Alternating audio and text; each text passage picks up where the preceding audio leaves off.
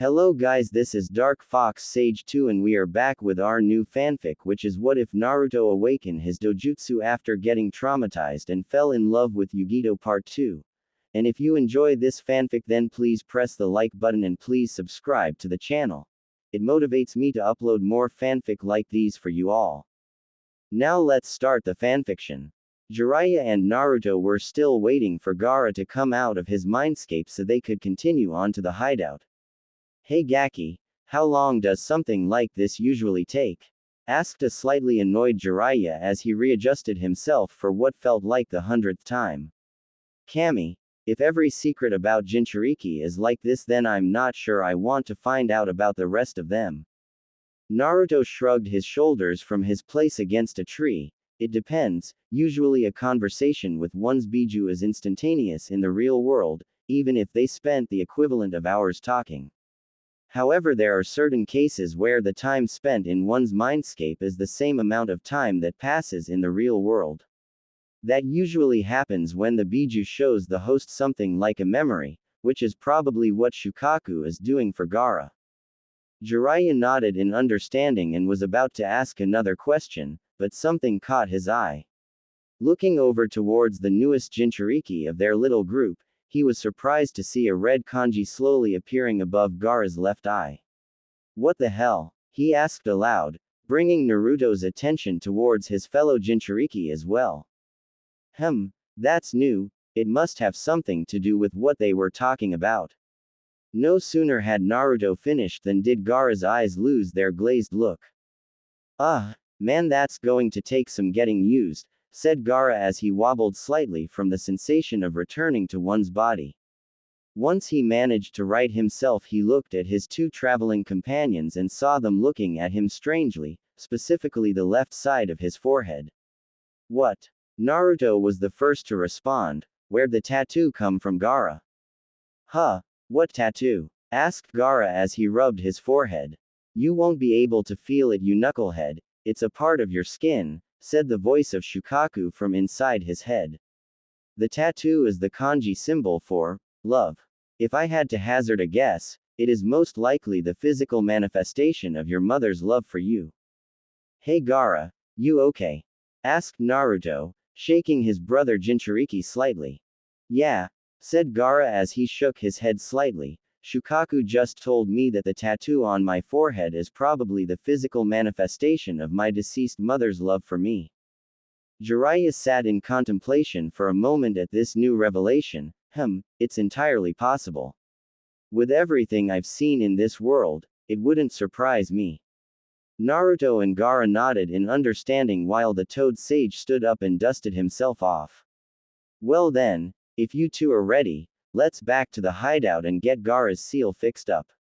With that, the three rogue shinobi continued on towards their new home in moderate silence.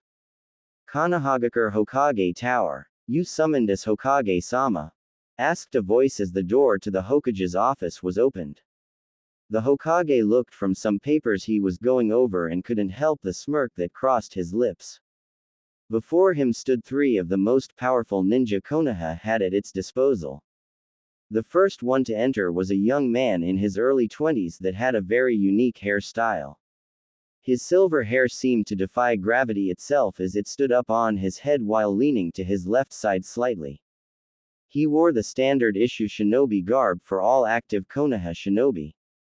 A navy blue, long-sleeved shirt with red swirl symbols on the shoulders, and matching navy blue pants and shinobi sandals with white tape wrapped around his ankles. He also wore a dark green flak jacket that had 3 scroll pouches on both sides of the chest. The flak jacket also had a raised neck guard with extra padding over the shoulders, and a red swirl pattern on the back. His face and neck were hidden by a face mask that covered everything from his nose down. His headband was slanted down over his left eye, and rounding off his outfit were navy blue, fingerless gloves with metal plating on the back. The second one to enter didn't seem to have any sense of fashion, if his outfit was anything to go by.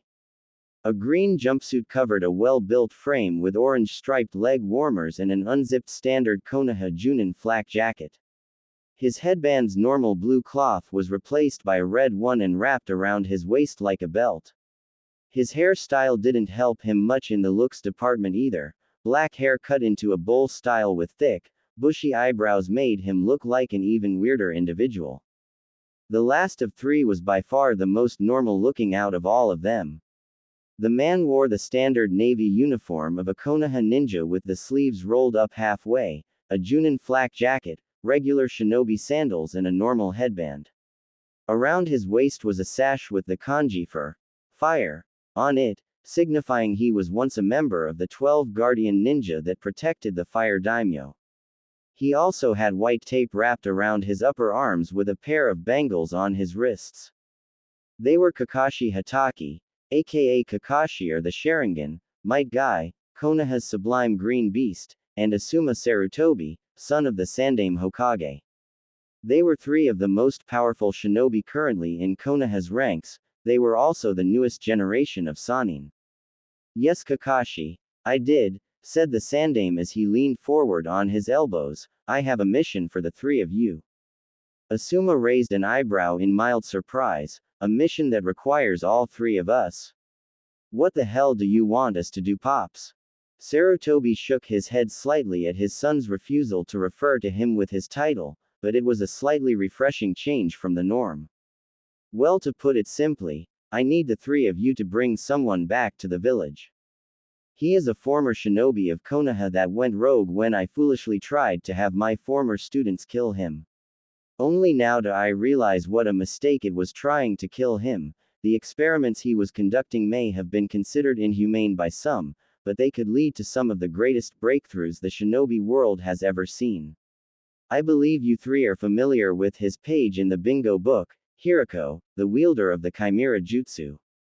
Kakashi's lone eye widened slightly at this piece of information. Hirako, if he is the target Hokage-sama, then convincing him to return to the village will be very difficult and will most likely end in bloodshed.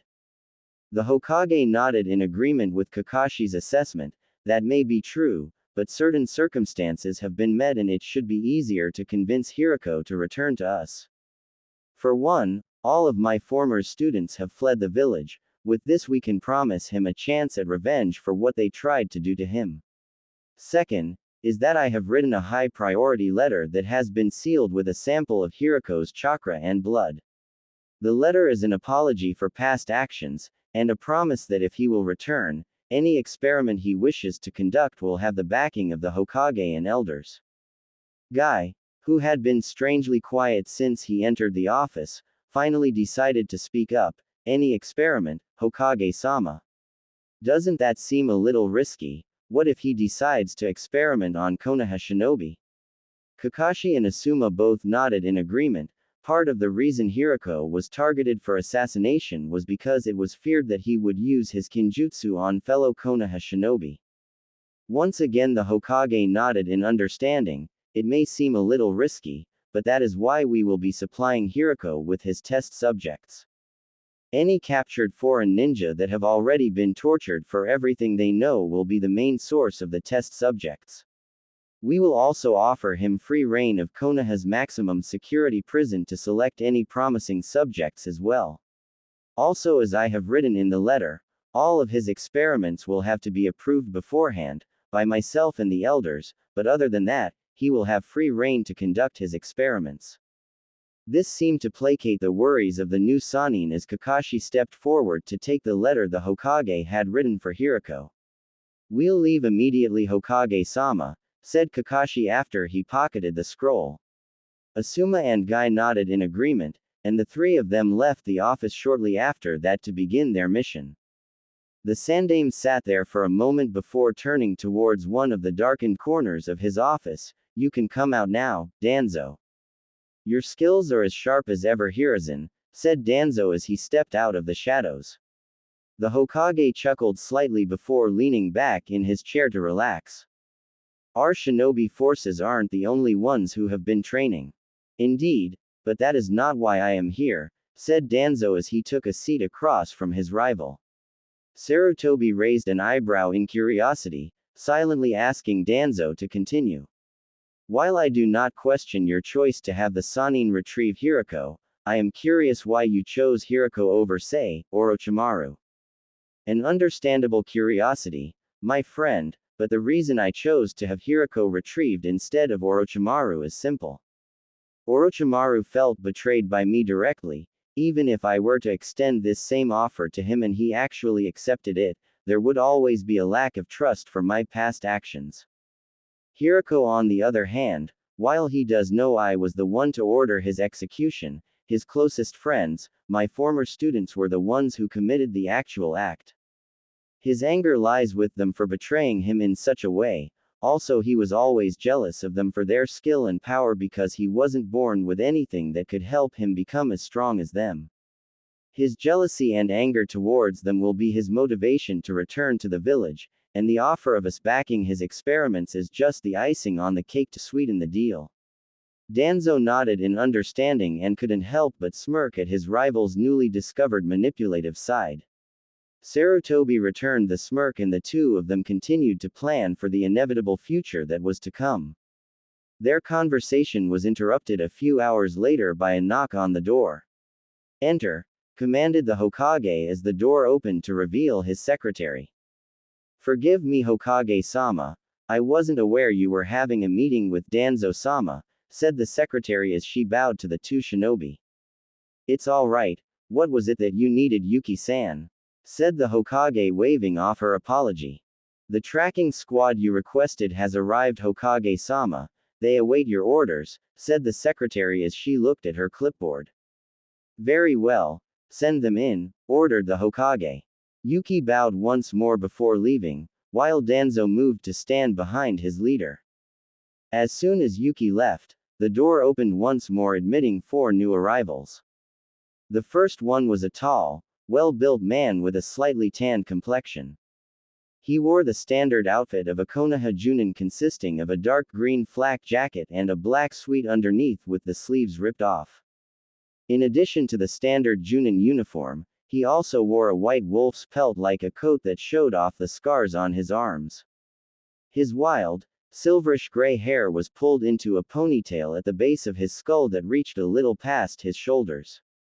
His pupils resembled those of a wolf more than they did a human. His elongated canines jutted out from his upper lip slightly, and on his cheeks were the distinctive red fangs of the Inuzuka clan. On his left was his canine partner, a pure white dog that reached his waist in height and at first glance could be easily mistaken for a wolf. The dog's red, slitted eyes shone with the superiority and strength of an alpha. They were Ukami Inuzuka and his partner Shiromaru, the head of the Inuzuka clan. The next one to enter was Sume Inuzuka and her own partner, Kuromaru. Sume had a very animalistic look about her, much like her husband. She had long, spiky, untamed brown hair, vertical slit-like pupils, elongated canines, and the Inuzuka clan's red fang-like marks on her cheeks. Her lips were colored a dark shade of purple and she had red eye shadow that matched the color of her fang marks. She wore the standard outfit for a Konoha Junin much like her husband's, but a slight difference was that she had her sleeves rolled up slightly and bandages wrapped around her legs. Kuromaru, as his name suggests, has black fur with a white underside. Like Shiromaru, he was also wolfish in appearance, but not to the extent of Shiromaru. The third member of the tracking squad was, by his appearance alone, a member of the Aburame clan. Shibi Aburame was the head of the Aburame clan and by far one of the most skilled trackers and tactical minds in Konoha's ranks. Like all members of his clan, his eyes were obscured by dark glasses which featured a single tassel hanging down from one side. He had spiky short black hair and small mustache which could just be seen over the top of his high-collared outfit. On his back was a gourd that acted like an extra hive for the numerous kikaichu his clan used in combat. Another little quirk about him, and most of his fellow clansmen, was that they tended to keep their hands in their pockets, only taking them out when commanding their kikaichu. The last member of the tracking squad was much younger than his current teammates. A young boy of 16 with short, unkempt, black hair and a relatively broad nose and well-defined eyelashes, which were turned upwards at each end, walked in with an impassive face. He wore the standard attire of the Uchiha clan, a black, high-collared shirt with the Uchiha fan on the back along with a pair of loose matching pants and shinobi sandals. A tanto was strapped to the right side of the back of his shoulder, held in place by a harness that ran across his chest and fastened over both his shoulders. This young man was Shisui Uchiha, one of the most powerful shinobi the Uchiha clan had ever produced. "You needed to see us, Hokage-sama?" asked Shisui, his voice void of emotion. "Yes, Shisui, I did," said the Hokage as he pulled a mission scroll out of his desk. "I am assigning the four of you to a long-term A-rank retrieval mission. You are to track down and return Tsunade Senju to the village, no matter what it takes.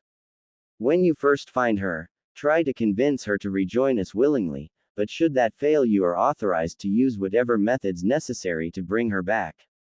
"Hi Hokage-sama, we'll leave at once," said Ukami with a feral grin at the prospect of fighting such a powerful opponent.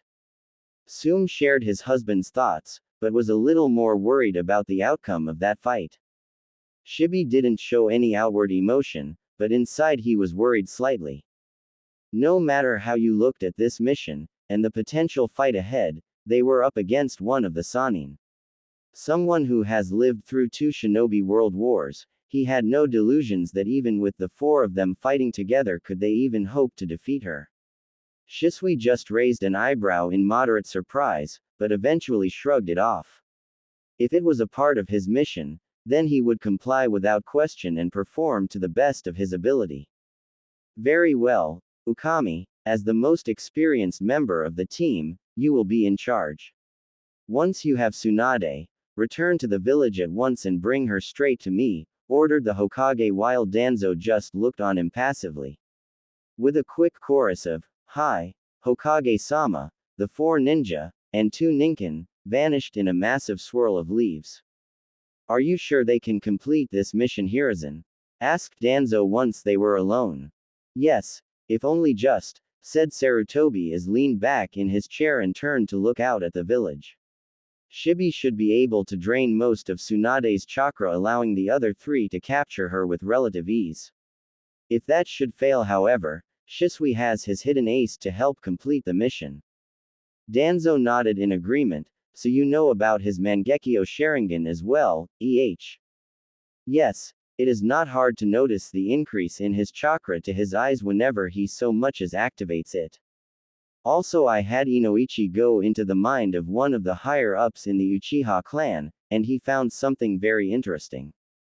It appears that the Uchiha clan has been keeping quite a large secret from the rest of us.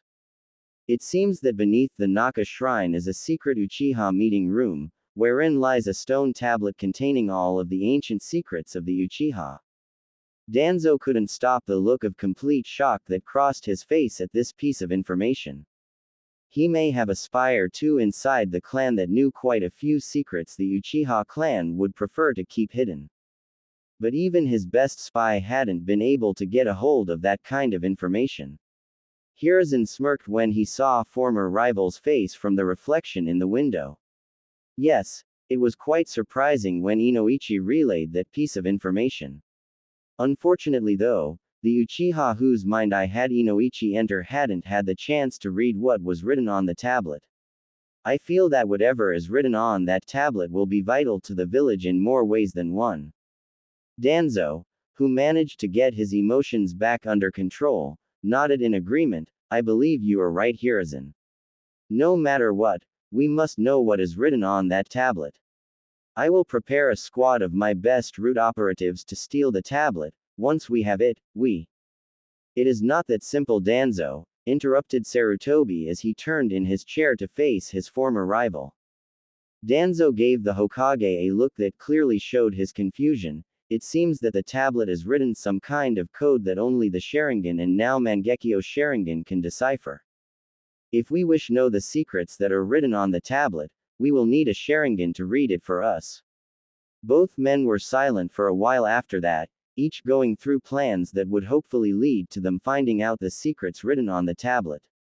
Both men's heads snapped up to meet one another's gaze. "Hirako. If Hirako returns to the village, and we give him the eyes of a few Uchiha," started Danzo. And give him access to the notes we collected from Orochimaru's lab, continued Sarutobi. Then maybe he can successfully transplant them into a new host. They finished at the same time. The two of them shared a rather sadistic smirk before they began to plot different ways to achieve their goal, should their first plan fail.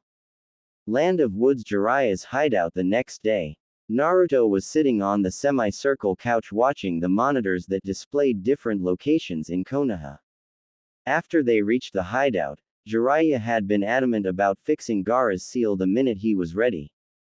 So about half an hour later, Jiraiya had taken Gaara into another of the many rooms in the hideout.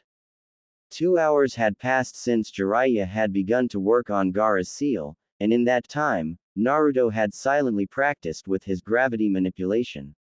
Not only had he levitated himself with his gravitational abilities, he had also practiced by altering the gravitational field of objects around him. At first he started by levitating large items such as the couch, and slowly worked his way down to much smaller objects like the remote for the monitors. It seemed that altering the gravitational field around larger areas was much easier, as it required less concentration. But the smaller the object he tried to levitate, the more and more he had to focus on only altering the gravity around that specific object. If he couldn't, then the gravitational field would expand out of his control.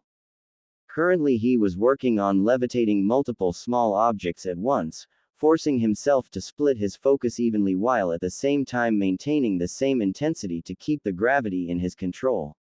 His attention was drawn from his training when he saw his sensei walk out from the room he knew housed his spy network sealing matrix. "Sensei, what were you doing in the seal matrix room?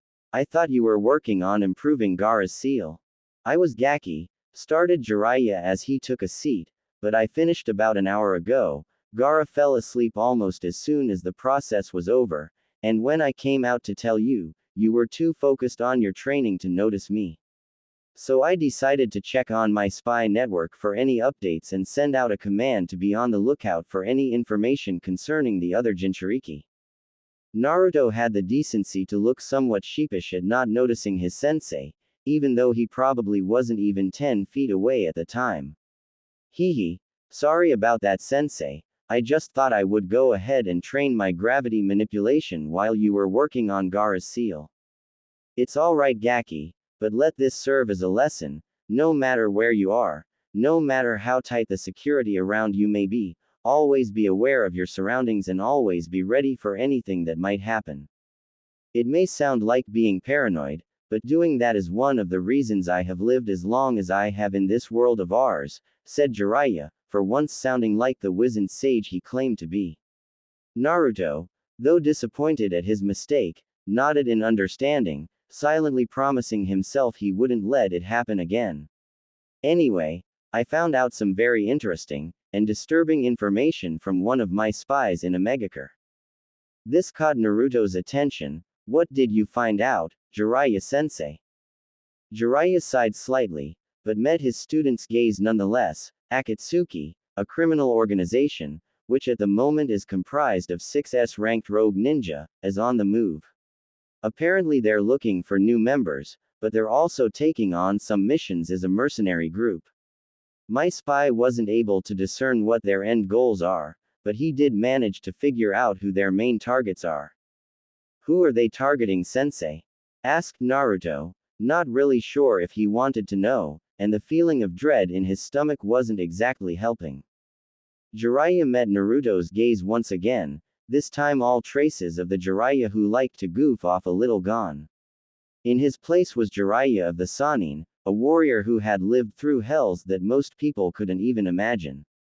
It was really unnerving to Naruto to see the sudden transformation in his sensei's personality, but what he said next nearly made his heart fail. "They're targeting the Jinchuriki." Naruto sat in silence for what felt like an eternity, slowly coming to grips that there was an organization like the Akatsuki targeting the Jinchuriki. "Do we know when they might make a move on the Jinchuriki?"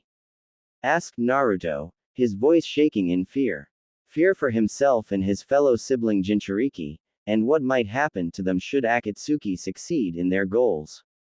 "Not for quite some time, Apparently whoever the leader of Akatsuki is wants there to be at least 10 primary members before they make any move on the Jinchuriki. At best, I would say we have a few years before they start to make themselves known to the world, Jiraiya said as he went through everything he learned from his spy in aim again. Naruto seemed to brighten slightly at this. Good, if they don't plan on making any moves for a few years, then we have some time to gather more of the Jinchuriki and boost our own strength for when we face them. That said, as soon as Gaara wakes up we need to make plans to get Shumei's Jinchuriki out of Takigakure as soon as possible. No, said Jiraiya in a tone that left no room for argument. No, what do you mean no? We can't just leave them there, screamed Naruto as he stood up, his anger easily showing through. Sit down Naruto, commanded Jiraiya in a tone that remained Naruto of the way the Sandaime Hokage ordered his shinobi around. You and Gaara will not be participating in the extraction of the Nanabi Jinchuriki, I will be handling that one alone. I have a different mission for the two of you. But sensei, why can't we help? What could you possibly have us do that is more important than helping our sibling Jinchuriki? Gaining experience as shinobi, said Jiraiya, the Akatsuki is comprised of S-ranked rogue ninja, each an extremely skilled and experienced shinobi. You are very skilled for your age, and given some time to train, Gaara could easily catch up to you with the use of his sand. But you two lack the experience required to fight such an opponent, so you will be doing missions to gain that experience and to hone your skills while I am away. Before I leave, I will leave behind a blood clone that will supervise your missions and will only step in if the situation truly demands it. Naruto nodded in understanding, but he still didn't like not being able to help one of his siblings. What is our mission, Jiraiya-sensei? Your first mission will be to attack and raid one of minor poison research centers of Kusagakure. Once you complete this mission, the blood clone will tell you your other missions and you will keep this pattern going until I return. Now back to the mission, you and Gaara will attack the research center and bring back as much information, and if you can samples, of all of the poisons the lab has. Jiraiya paused for a minute to allow Naruto absorb what he had already told him. Consider this mission a form of training if you want. It will force you to think on your feet and make split-second decisions, skills that are crucial to a shinobi. Understood sensei, said Naruto, but what of the guards and scientists stationed there? Kill the guards, and interrogate the scientist for everything they know, said Jiraiya, causing Naruto's eyes to widen slightly before nodding in understanding. Good. Once Gaara awakens, my clone will explain everything to him and you can leave to start your mission, said the Toad Sage as he got up and moved towards his room. I'll be leaving in a few hours, but before that we're going to have a quick spar.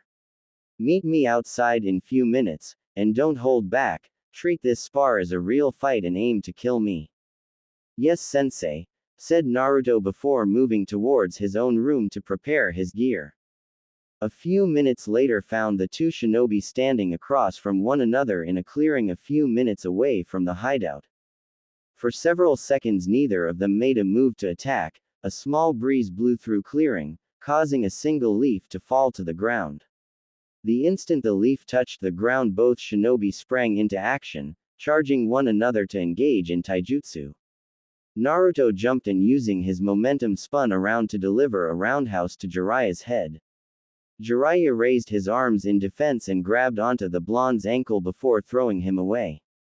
Readjusting himself mid-flight, Naruto landed on his feet and started going through hand seals, his Rinnegan blazing. Kaden. Phoenix Flower Jutsu, said Naruto before bringing his right hand to his lips and shooting out multiple small fireballs at his sensei. He didn't stop there however as he quickly went through a chain of seals. Fuden. Great breakthrough, this time instead of fire, Naruto blew a strong wind towards his sensei.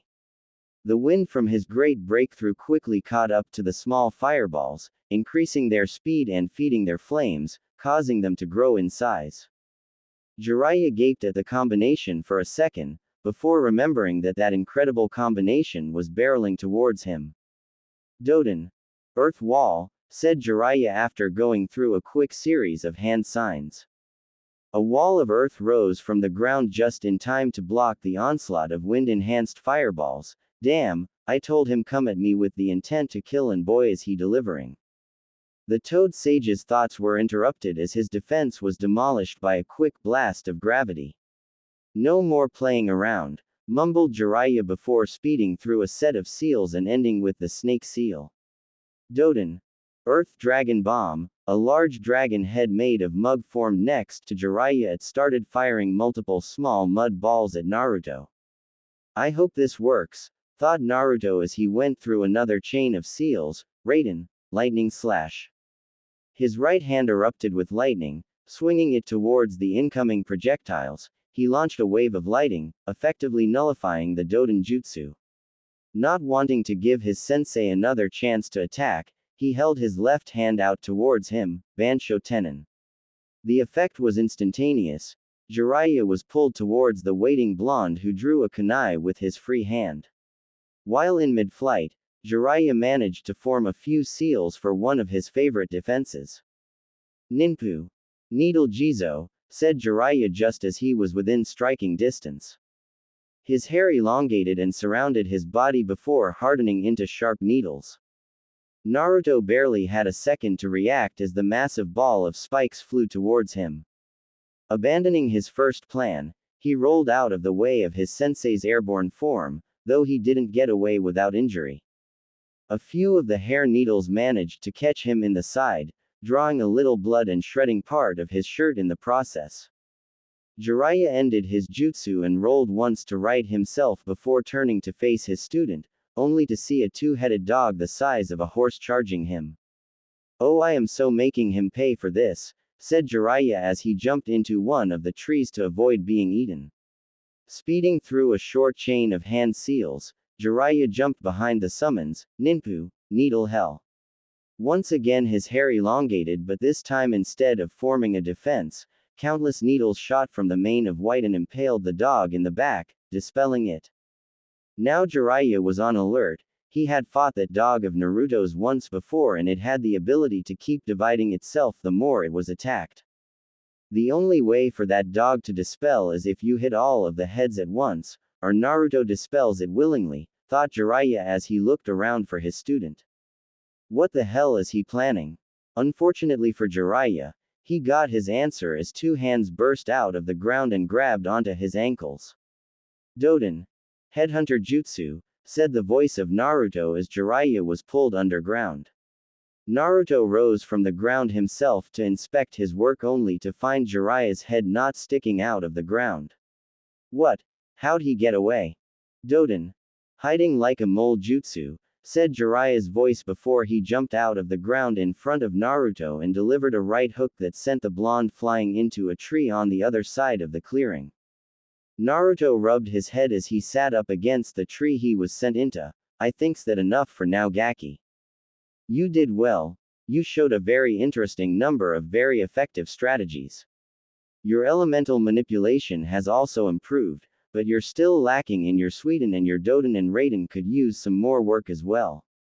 Your Kaden and Fuden are advanced and you've worked out ways to make up for that lack of power by combining them, but you still need to increase their individual strength overall. Got it, sensei, said Naruto, still nursing the lump on his head. If that's all, sensei, I'm gonna head back to the hideout and rest for a bit. With that said, he slowly got up and started walking towards the hideout. Jiraiya smirked at his student's retreating form before taking out a kunai and cutting his left palm. Kinjutsu. Blood clone, said Jiraiya after going through a short chain of seals. A small amount of blood fell from his wound and slowly began growing and taking form. Once the jutsu was complete, Jiraiya was looking at an exact duplicate of himself. You know what to do, keep an eye on them and train them a little bit before they begin the mission to Kusagaker. Got it, said the clone before jumping into the trees to return to the hideout. The original Jiraiya stayed in the clearing for a little longer, mentally deciding which of his two targets he should find first.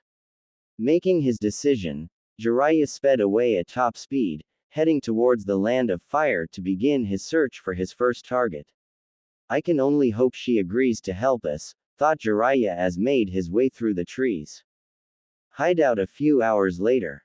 Gaara had just woken up and for the first time in his life, he felt truly refreshed and ready for anything.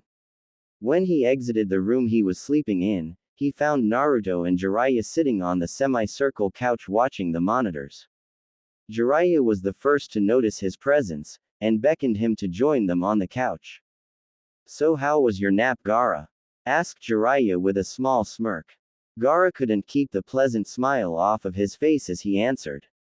Wonderful, I'm looking forward to the next time I can sleep.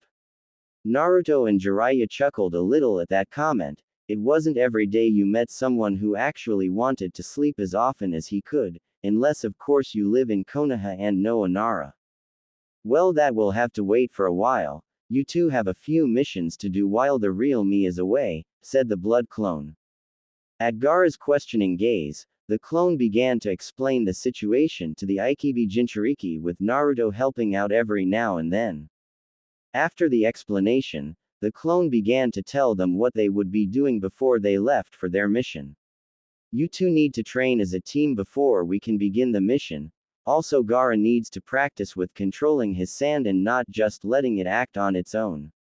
The two 9-year-olds nodded together and the three left the hideout to train shortly after.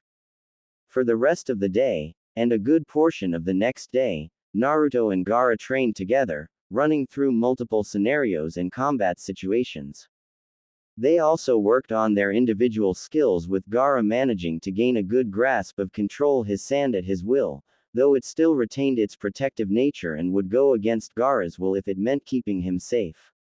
Naruto, thanks to the help of a handful of shadow clones, had managed to increase his Fudan and Kaden manipulation to a point that he could control the wind around him to an extent without the use of a jutsu, and he could also create a small flame with his chakra alone. Currently the two young shinobi were in the middle of a clearing, surrounded by Jiraiya clones. They were working on fighting off multiple enemies at once while at the same time covering for each other. With a quick nod to each other, Gaara launched a wave of sand towards the clones while Naruto used the chance to launch a Kaden Fudan combination in the opposite direction, taking out a good number of clones. From up in a tree, Jiraiya's blood clone watched on in mild surprise as the two boys tore through the ranks of his clones with relative ease. Incredible, each of those clones was fighting with the skill of a seasoned chunin, and those two are just demolishing them as if it were nothing. They're stronger together than I gave them credit for. They haven't even been training together for 24 hours yet, and their skills as a team are already advanced enough that can tell what the other is thinking with just a glance. The blood clone's thoughts were halted as the last of his clones were defeated and the two boys were standing back to back, waiting for another attack. That's enough for now, you two. I think you're more than ready for this first mission, said the clone as he jumped down in front of the boys. The two smiled slightly at the praise. So when do we leave to begin the mission, sensei? Asked Naruto. Now, said the clone, surprising the two boys. Kusagaku is a few hours travel from here, but when we arrive, you two will be on your own. I will only step in if one of you is about to die, understand? The two nodded in understanding. They knew that once they began the mission it was all on them. Good. Naruto, summon a few birds and we'll be on our way. The blonde Jinchuriki quickly complied and summoned 3 birds for them to ride, and no sooner had they all got on a bird, than did they launch into the air towards Kusagaku. Land of Grass Poison Research Lab. It had taken longer than they thought to find the research lab due to the overgrown foliage that acted as a natural defense. The lab itself was a simple building that appeared very similar to a small apartment complex in design. All right, you two, you're on from here on out, said the blood clone before he disappeared into the foliage. The two Jinchuriki looked at one another before nodding and jumping away towards the research lab. They stopped on a branch overlooking the lab, but still well within the shadows and out of sight. So what's the plan, Naruto? Asked Gaara, having no problems taking orders from his brother. Naruto looked at Gaara in mild surprise. What? Why are you asking me? Gaara just gave him a deadpanned expression. You are the more experienced of the two of us, also you hold the most powerful of the 9 Biju and will become the most powerful of the Jinchuriki. You are an obvious choice to be the leader of not only this mission, but also the rest of the Jinchuriki when we are all together. If you say so, Gaara, Naruto said with a shake of his head, before refocusing on the lab and the shinobi guarding it. It seems there are about 8 or so guards, all of them appear to be Chunin level. But they most likely have a way to communicate with the village if they need reinforcements. Our best bet at getting this done is to take them all out at the same time and quickly detain the scientists so they can't call for help either. Gaara nodded in agreement and was about to move his sand to take out the guards but was stopped by Naruto. Gaara, don't. Your sand will be easily noticed and we don't know if they have reinforcements waiting inside either. We can't make a move against them without knowing everything we absolutely can about them. That was the first thing Jiraiya-sensei taught me, to know everything you can about your enemy and to make sure they know nothing about you. We weren't given a deadline to complete the mission, so we don't have to rush into anything unprepared. For now we'll split up and scout the area for potential traps while my summons and clones infiltrate the lab. Flipping through the familiar hand signs for summoning, Naruto slammed his hand on the ground and in a poof of smoke, 6 small rats appeared, each with a tiny level 1 Rinnegan in their eyes. Turning to his fellow Jinchuriki, Naruto formed a familiar cross-shaped hand sign. Meet back here once you're done scouting, we'll plan our next move from there. Gaara nodded before jumping off to search Shadow Clone Jutsu. 5 more Narutos appeared in a poof of smoke. You know what to do, said the original as the 5 clones nodded before jumping away. Once he was alone, Naruto sat down in a meditative position, his eyes closing as he prepared to test a theory about the Rinnegan, or to be more precise, his animal path. Chakra began to leak from his closed eyes as he focused on the link he felt with each of his animal summons. Slowly he began to open his eyes, only to find himself staring at the research lab. But something was different. The lab seemed to have more than quadrupled in size along with the shinobi guarding the outside of the lab. Running over to small puddle near the base of a tree, Naruto looked at his reflection and was mentally jumping around in excitement. He did it. His theory was correct. He had managed to transfer his consciousness to one of his summons. Staring back at him from the surface of the water was the small reflection of a rat with a tiny Rinnegan in its eyes. Now, to finish the mission, thought Naruto as he scampered away towards the research lab. It didn't take him long to find a way into the lab.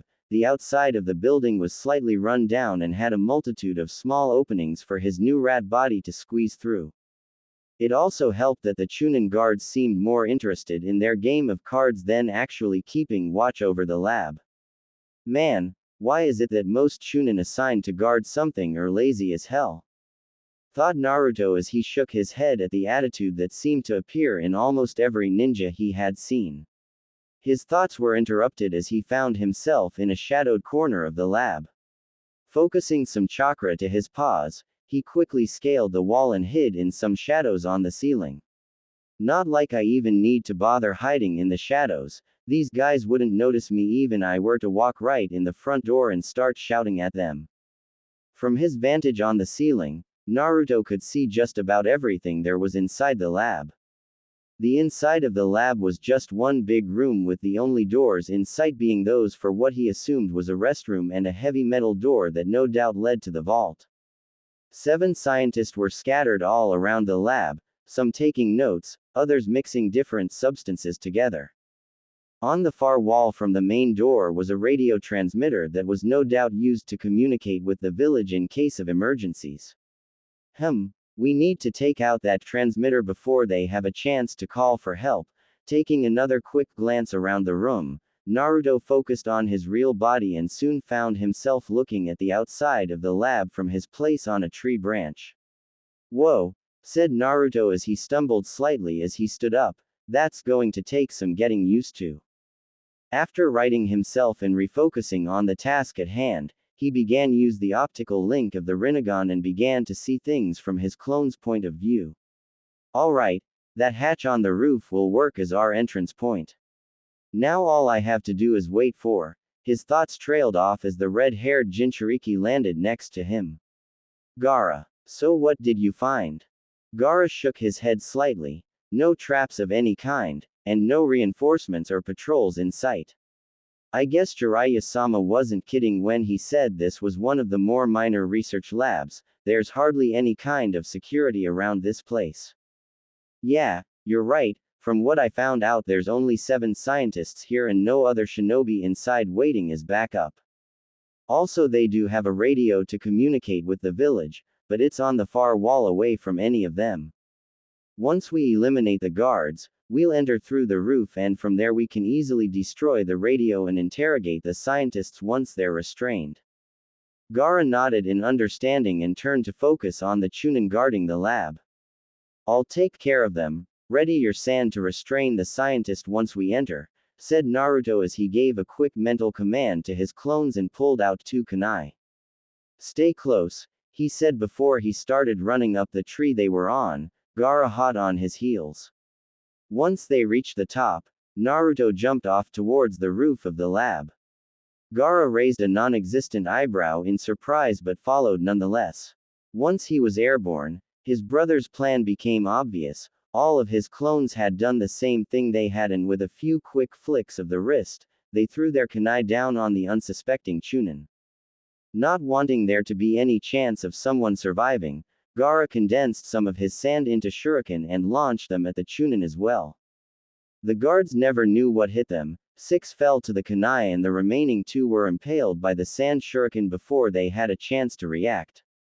With the guards out of the picture, Naruto dispelled his clones and focused on altering the gravity around the 2 to soften their landing. Their descent began to slow and soon the 2 landed on the roof of the lab with a soft thud. Nice work with the gravity, said Gaara as they moved towards the hatch on the roof.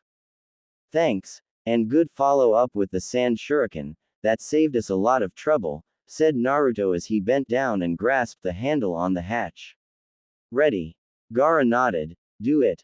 With a quick jerk the hatch was opened and the 2 9-year-old shinobi jumped down into the lab, shocking the scientists inside.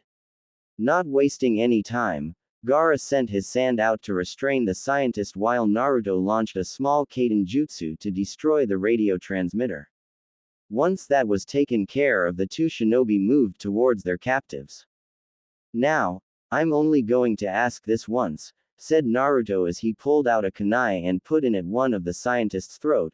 Tell us everything there is to know about this place. For a moment no one said anything, they all just stared at the 2 children that had single-handedly taken over their lab. Getting annoyed with the stares, Gaara tightened his sand around them while Naruto dug his kunai into the scientist's neck, drawing some blood. That broke the captives out of their shock and they began telling the 2 everything. Once they knew everything about the lab itself, Naruto sent 2 clones to check the vault and the other door in the room. To their surprise, the vault was extremely large, taking up about a quarter of the entire space inside the building. All along the shelves were vials, beakers and a few crates, each with a poison inside it of varying colors. On the back wall were all of the notes on how to make the poisons, as well as notes on their effects from past experiments. Creating a few more clones, Naruto sent them to begin sealing everything into scrolls for transport back to the hideout. The clone that checked the other door was even more surprised. Instead of the restroom they had been expecting, it turned out that the room was the storage room for all of their ingredients. Not willing to let anything be wasted, Naruto also sent some clones to seal everything in there as well. Once they had everything they needed, Naruto dispelled his clones and took out a few small pieces of paper. The papers each had a seal on it, and in short work, the young blonde had one of the seals placed on each of the scientists' foreheads. Gaara raised an eyebrow at the seal tags. Since when have you been able to make seals? Naruto merely gave his brother a light punch on the shoulder. I didn't make these. Jiraiya-sensei always keeps a good stock of seals handy in case of emergencies. These particular ones I nabbed from his room at the hideout. Gaara simply brushed the punch off but gave his fellow Jinchuriki an incredulous look at that last part. You took those from Jiraiya-sama's personal stash. You do realize when he finds out he's going to rant and rave, right? This time it was Naruto's turn to brush something off. Yeah, he probably will, but given the circumstances I'll think he'll make an exception. Gaara merely shook his head at his brother's attitude. Anyway, what do these seals do? They're mind-erasing seals. Jiraiya-sensei created them to help out with his infiltration missions. If he were ever caught, he would just stick one of these the person's head and erase their memories of him, which is what I'm doing right now, said Naruto as he formed the ram sign. The seal's tag began to glow a dim blue while all of the scientists' eyes glazed over before they slumped over, unconscious. Now that that's taken care of, let's report back to Jiraiya-sensei's clone. Our first mission is officially complete. A blur sped across the calm landscape that was the forests of Land of Fire, its movements not even disturbing the tiniest of leaves. Damn it, Tsunade. I thought I was supposed to be the best at covering my tracks, thought Jiraiya with a half smirk, half frown. It had been 3 days since his search for Tsunade started, 3 days of searching every casino and gambling hall he could find with almost no trace of the slug Sanin anywhere. The only decent lead I have on her right now is that she is definitely in Land of Fire, which isn't helping. Screamed the toad sage in his head as he stopped on branch to try and collect his thoughts. Okay, calm down Jiraiya, getting worked up over this isn't going to help, he thought as he took a few calming breaths. Once he managed to get control over his emotions again, he began to go over everything he knew about Tsunade, and what she could possibly be doing in Land of Fire, one of her least favorite places on the planet, second only to Konoha. Alright, with her personality, no matter how much she hates a place, she could never deny someone medical help if they asked her. That's a possibility, but a slim one. No one would search out Tsunade unless they knew for a fact she was near enough to help, thought Jiraiya, mentally moving that option to the back of his mind. If she isn't healing someone, then what else could possibly draw her back to Land of Fire? The only thing I can think of would be a huge gambling score. Jiraiya's eyes shot open as he reached into his red vest and pulled out a small book and started flipping through it. How the hell could I have forgotten about that? There's no way she would ever miss a chance like that, said Jiraiya out loud as he continued to mentally curse himself for forgetting. Finally stopping on the page he was looking for, Jiraiya read over the page before snapping the book shut and resuming his sprint across Land of Fire. I got you now, Tsunade. There's no way you could resist the call of Tanzaku Guy's jackpot lottery, whispered Jiraiya with a triumphant smirk on his face as he sped up, not wanting to waste any more time in finding his old teammate. With Konoha's tracking squad, god damn it, still nothing, mumbled Ukami Inuzuka as he and Tsume continued to sniff the air around them with their partners doing the same. Shibi, any news from your bugs? He asked turning to the Aburame head. Shibi stopped on a branch, his teammates halting their progress as well. Placing his hands in the ram seal, the Aburame took a moment to focus his chakra before placing his right hand on the surface of the branch he was on, secret jutsu, insect gathering. The other members of the tracking squad watched on as a web of chakra spread out from Shibi's hand, vaguely reminiscent of a spider web. Nothing seemed to happen for a few seconds before several termites burrowed their way out of the tree branch.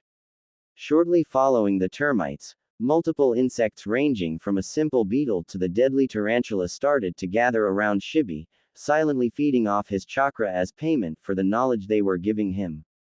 After a few minutes of silence, Shibi silently ended the jutsu after thanking the insects for their help. Turning to his current team, Shibi raised an eyebrow slightly when he saw the famous Shisui Uchiha twitching slightly.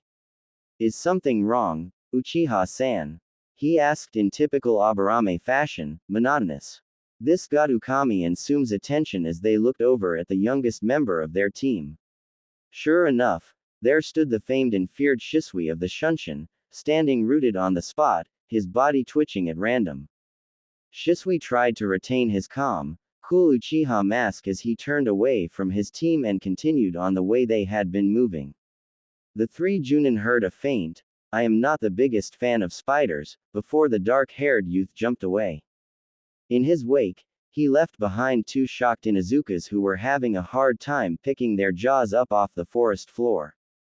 Shibi merely raised his other eyebrow to join the first in the Aburame equivalent of shocked. Ukami was the first one to recover and had to shake his head a few times to clear it. "You, correct me if I'm wrong, but was that prideful Uchiha speech for, 'I'm shit-faced scared of spiders'?" Sum and Shibi could do little more than nod in agreement with that statement, before they all jumped off to catch up with their teammate. Though they seemed calm on the outside, on the inside each one was cracking up at the little tidbit of information they had just discovered. Getting control of his inner laughter, Ukami turned to Shibi, a silent question in his eyes. Nodding in acknowledgement that he understood, Shibi began to recount what he had learned from the insects. It seems Tsunade passed through here not long ago. Many of the insects remember seeing someone who matches her description as well as feeling an immense chakra within the person. According to what they told me, she and a traveling companion of hers were heading in the direction of Tanzaku-gai. Tanzaku-gai, huh? Not surprising. That place is known for its casinos and gambling halls. With a gambling addiction like hers, she probably frequents the place. The other three Konoha shinobi nodded in agreement with Sum's statement and changed course slightly in the direction of Tanzaku-gai. Tanzaku-gai Lucky Dragon Casino. Sitting at the end of a poker table, a half-empty bottle of sake in front of her was none other than Tsunade Senju, the famed slug princess of Konoha. Sitting next to her was her apprentice Shizune, holding her pet pig Tauntaun. It had been 2 days since they had arrived in Tanzaku-gai, and in that time Tsunade had done nothing but gamble and drink. However, instead of living up to her title as the legendary sucker, she had won about of the times she gambled. Normally when she won so much money in one place, it usually foretold disaster in some shape or form. But this time was different. When she won her first large pot at the tables when she arrived, she was ready to hightail it over to Land of Grass, but when she lost the next few rounds, she dismissed it as one of her random fluke wins. That was how the last 2 days had gone for her. She would win a couple of large pots, but then she would lose the next few hands before repeating the process. Shizune was of course thrilled that her master was winning, so anytime they won some money, it was another debt that was paid off and one less person chasing after them for money. But still, thought Tsunade as she discarded 2 cards and picked up 2 more from the dealer, why can't I shake this feeling that something isn't right? Looking at her hand one more time, the feeling she was having grew a little more. Placing her royal flush on the table, Tsunade watched as the dealer pushed all of the chips in the pot over to her. Something is definitely wrong, thought the slug Sanin as she added the pile of chips to the ones she already had, the entire stack worth over 200,000 yen.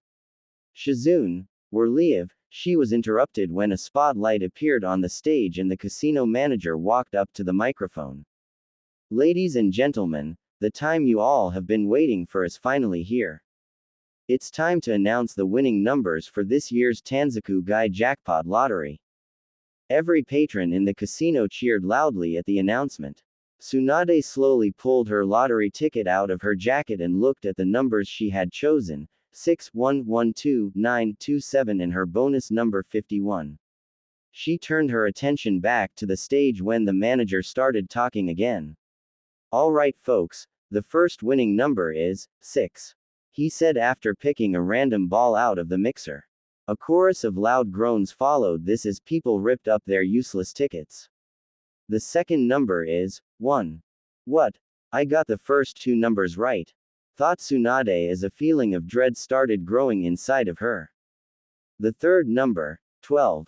3 numbers right." Tsunade was starting to shake slightly, catching her apprentice's attention.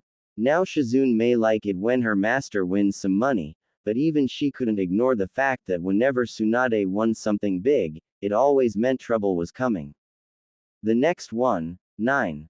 shouted the manager to even more groans of disappointment. Oh no, thought the two medics simultaneously. Please, please don't let the next number be A.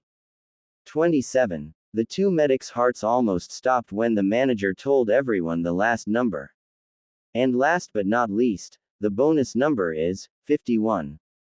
This time their hearts really did stop, even if it was only for a split second. Tsunade couldn't believe that she had the winning ticket to the 300 billion yen jackpot. That was more than enough to pay off her debts and allow her and Shizune to live the rest of their lives happy.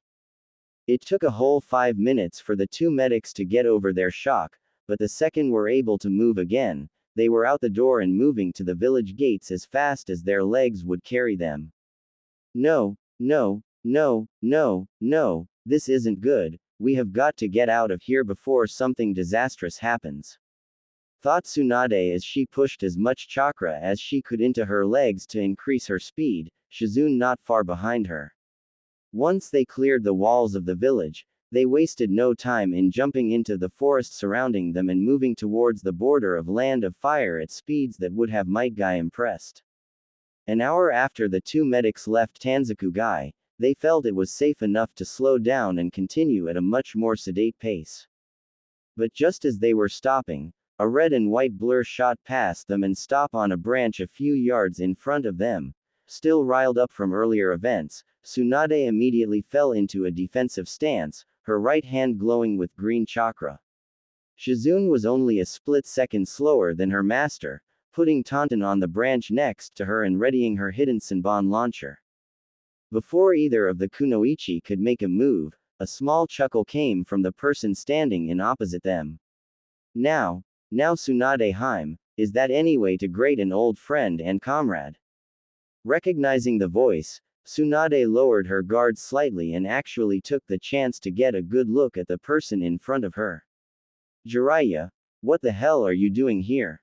She asked bewildered. Unable to resist some playful banter with his former teammate, Jiraiya put on a face of mock hurt while placing his hand over his heart. You wound me Tsunade Heim, can't an old friend drop in and reminisce about the good old days with one of his closest friends? Said the Toad Sage, trying and failing to hide his amusement. Recognizing what her old teammate was doing, Tsunade's look of shock was immediately replaced with a frown and a small glare. Cut the crap baka, what are you doing here? Before her teammate had a chance to answer, Tsunade's mind momentarily jumped back to the winning lotto ticket in her jacket pocket. Tsunade being, well Tsunade, immediately jumped to the first conclusion that made sense. If you're here to try and convince me to return to Konoha then forget it. Tell that old fool of a cage that trained us that I don't want anything to do with that place. Of all of the responses Tsunade, and to an extent Shizune had expected, the one they got was not what they were expecting. Instead of getting slightly miffed at his teammate for insulting the Sandaime, the man Jiraiya considered a father, said Toad Sage just started to give a dark chuckle. So you don't want anything to do with that traitorous bastard either? Good, that should make the reason for this visit all the easier, he said, shocking Tsunade and Shizune to the core. Wah, what do you mean Jiraiya-sama? Asked Shizune, her shock at the turn of events leaking into her voice. Jiraiya merely chuckled again before looking the two women in the eye, all traces of his happy and aloft personality gone. He betrayed me, was the Toad Sage's simple response, though the malice in his voice was plain for all to hear. Now if Tsunade and Shizune thought they were shocked before, then apparently they didn't understand what shocked meant. It was well known throughout the elemental nations that the Sandaime Hokage was one of the most kind-hearted people on the planet. Some would even go so far as to say that he was too kind-hearted, letting people off with warnings and giving one to many second chances. To hear Jiraiya, a man who almost worshipped the Sandaime when he was younger, speak of the man in such a way was overwhelming to say the least. Still struggling to understand what the hell was happening, Tsunade spoke up in a shaky voice, what do you mean Jiraiya?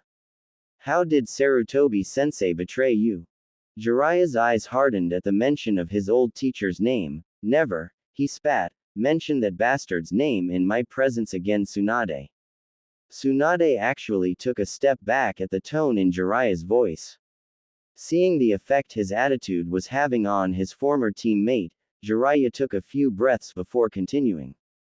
Tell me, Tsunade, did anything happen about a year or so ago? A huge gambling score maybe. It took a moment for Tsunade to recompose herself, but once she had some control over her emotions, what Jiraiya said caused her eyes to widen. Seeing his teammate's reaction, Jiraiya let a small smirk cross his lips. I take it something did happen, am I right? Yeah, Tsunade said slowly, we were in the land of tea. I won a huge pot at the poker tables that nearly paid off half of my debts. Tsunade trailed off slightly as her mind went back to that day, how ecstatic she had been at winning so much and how terrified she had been for the next few weeks afterward. But what does that have to do with anything? Everything, said Jiraiya. Tsunade, every time you have ever won a large amount of money gambling, it always seemed to happen before something disastrous happened, whether it affected you or not. That pot you won in the land of tea was no different. 1 year ago, the Sandaime assigned 6 of his shinobi a mission to assassinate someone. They failed. Though they were told to assassinate the person, that was not the true purpose of the mission. The true purpose of the mission was to force the target to awaken a Kekkei Genkai long thought to be nothing more than myth. Tsunade's eyes widen in understanding, her mind flashing back to times during the Second Great Shinobi World War. Shizune, though, had a look of confusion on her face. What Kekkei Genkai are you talking about, Jiraiya-sama? Jiraiya glanced at Tsunade and noticed her wide eyes. Turning back to the younger medic, his tone was eerily calm. A Kekkei Genkai of unmatched power, the one that completes the triad of dojutsus known to the world, the eyes of the sage of the 6 paths himself, the Rinnegan. Shizune's world came to a crashing halt at what she had just heard. She may have been young, but even she knew the stories of the revered shinobi, a man who many believed was nothing more than legend.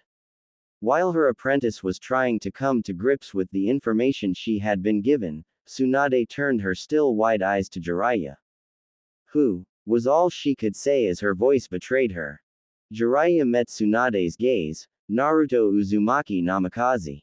What? Screamed Tsunade as her mind was on information overload. She knew that Minato and Kushina were expecting, but she was too far away to reach them to help with the birthing at the time.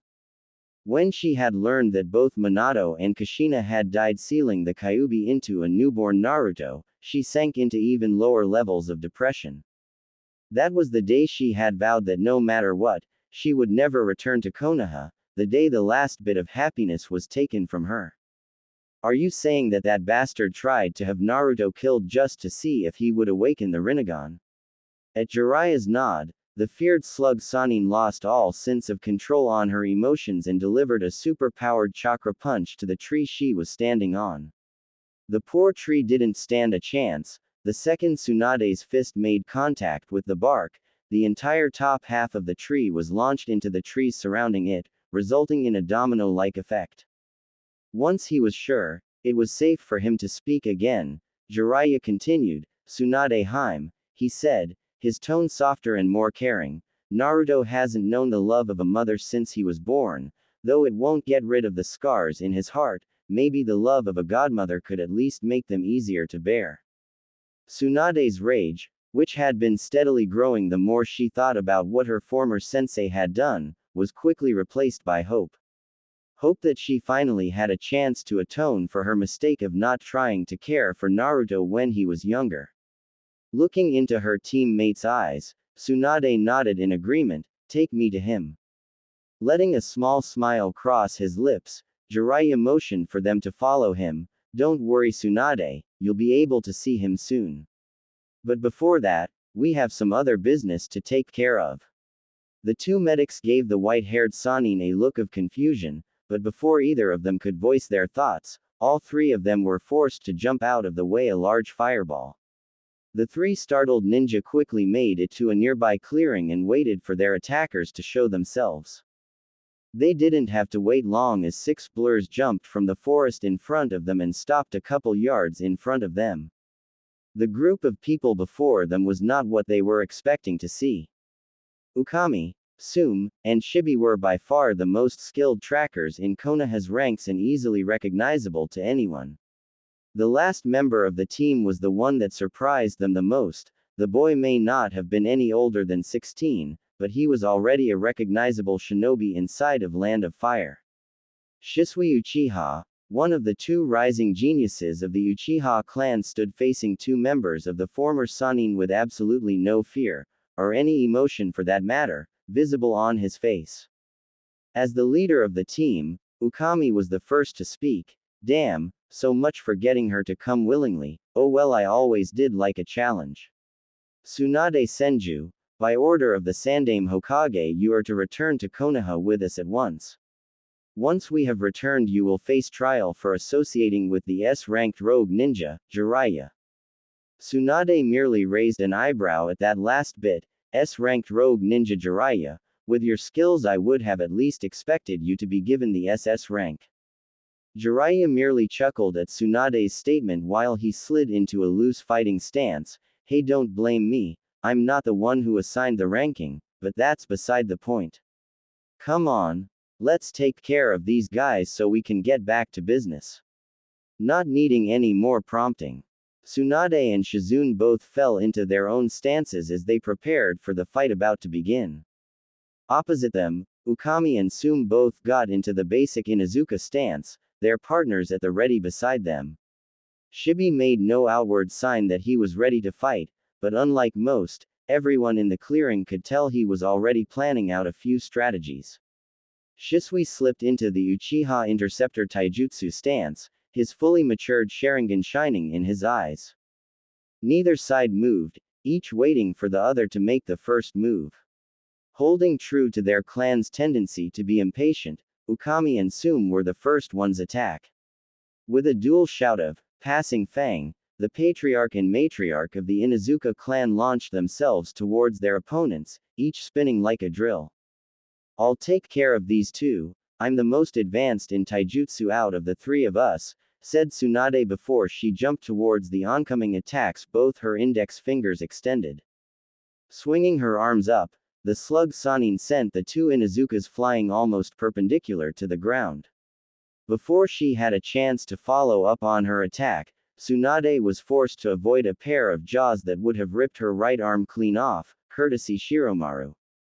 Damn mutt, why don't you just keel over like the mongrel you are? Bringing her leg up, Tsunade slammed it down onto the head of the white wolf-like dog. Instead of the crunching sound of the dog's skull shattering, Tsunade's attack was met with a log splintering into thousands of little pieces. What the hell? How can a ninkin use a substitution like that?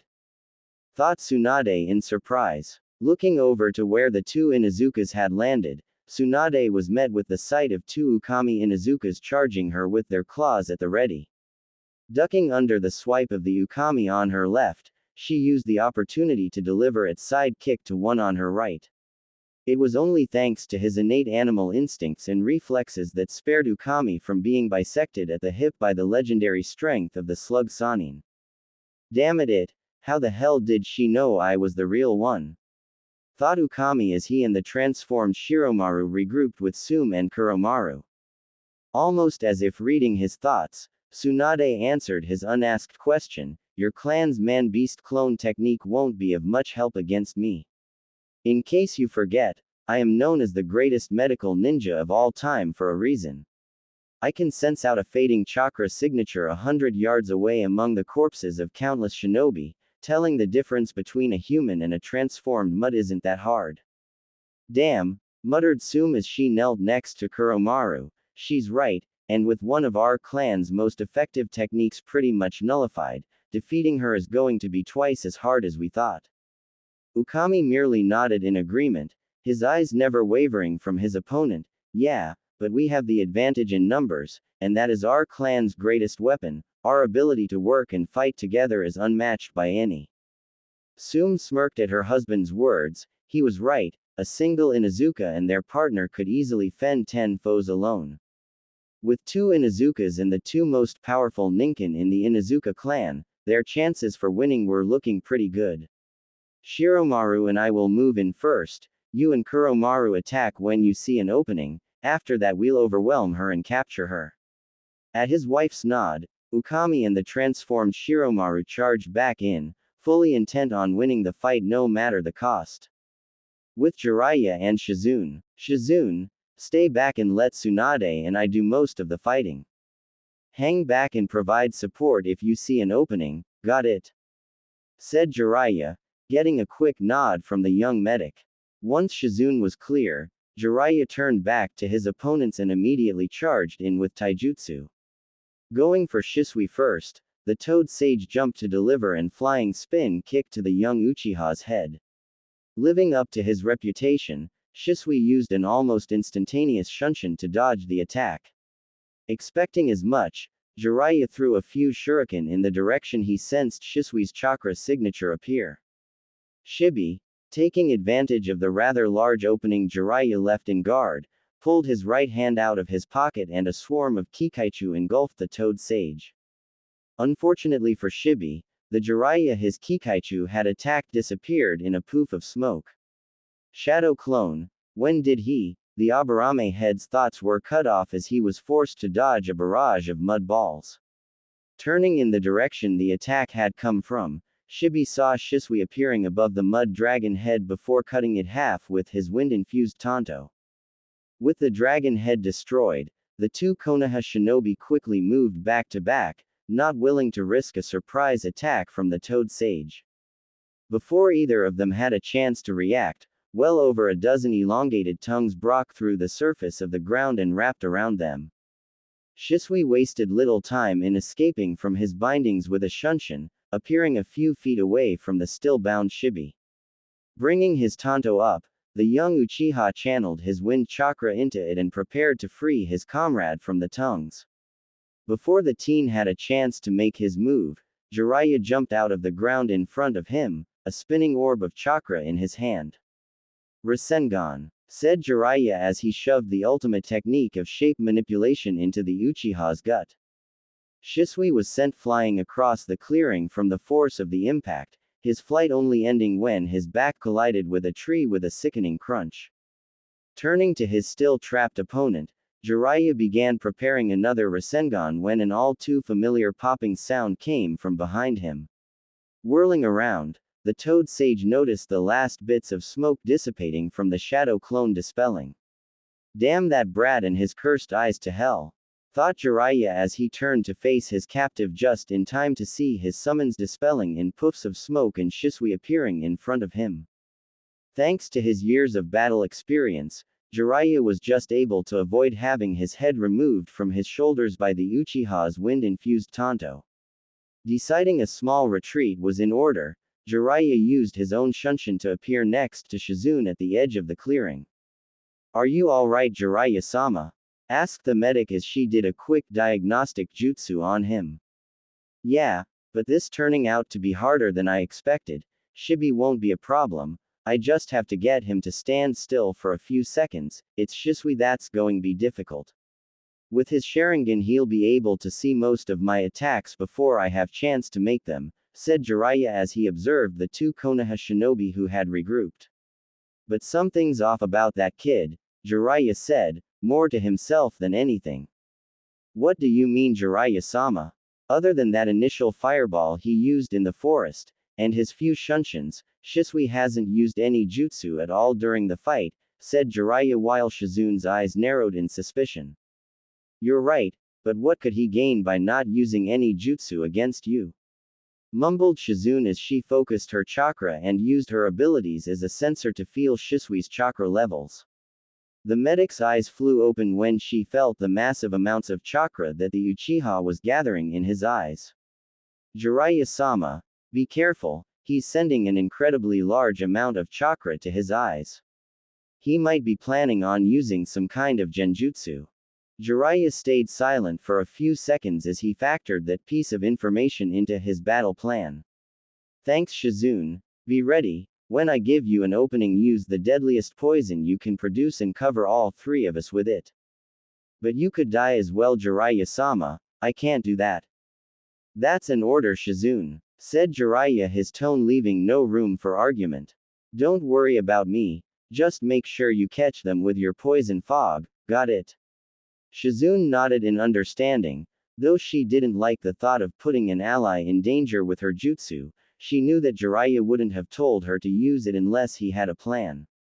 Before any more could be said, the two ninjas saw a large swarm of Kikaichu closing in on them from the surrounding forest. Going through hand signs at a rate that even the Sharingan couldn't follow, Jiraiya grabbed Shizune as his hair grew and formed a dome around them. Now it's my turn, thought Jiraiya while going through another chain of seals. Ninpu.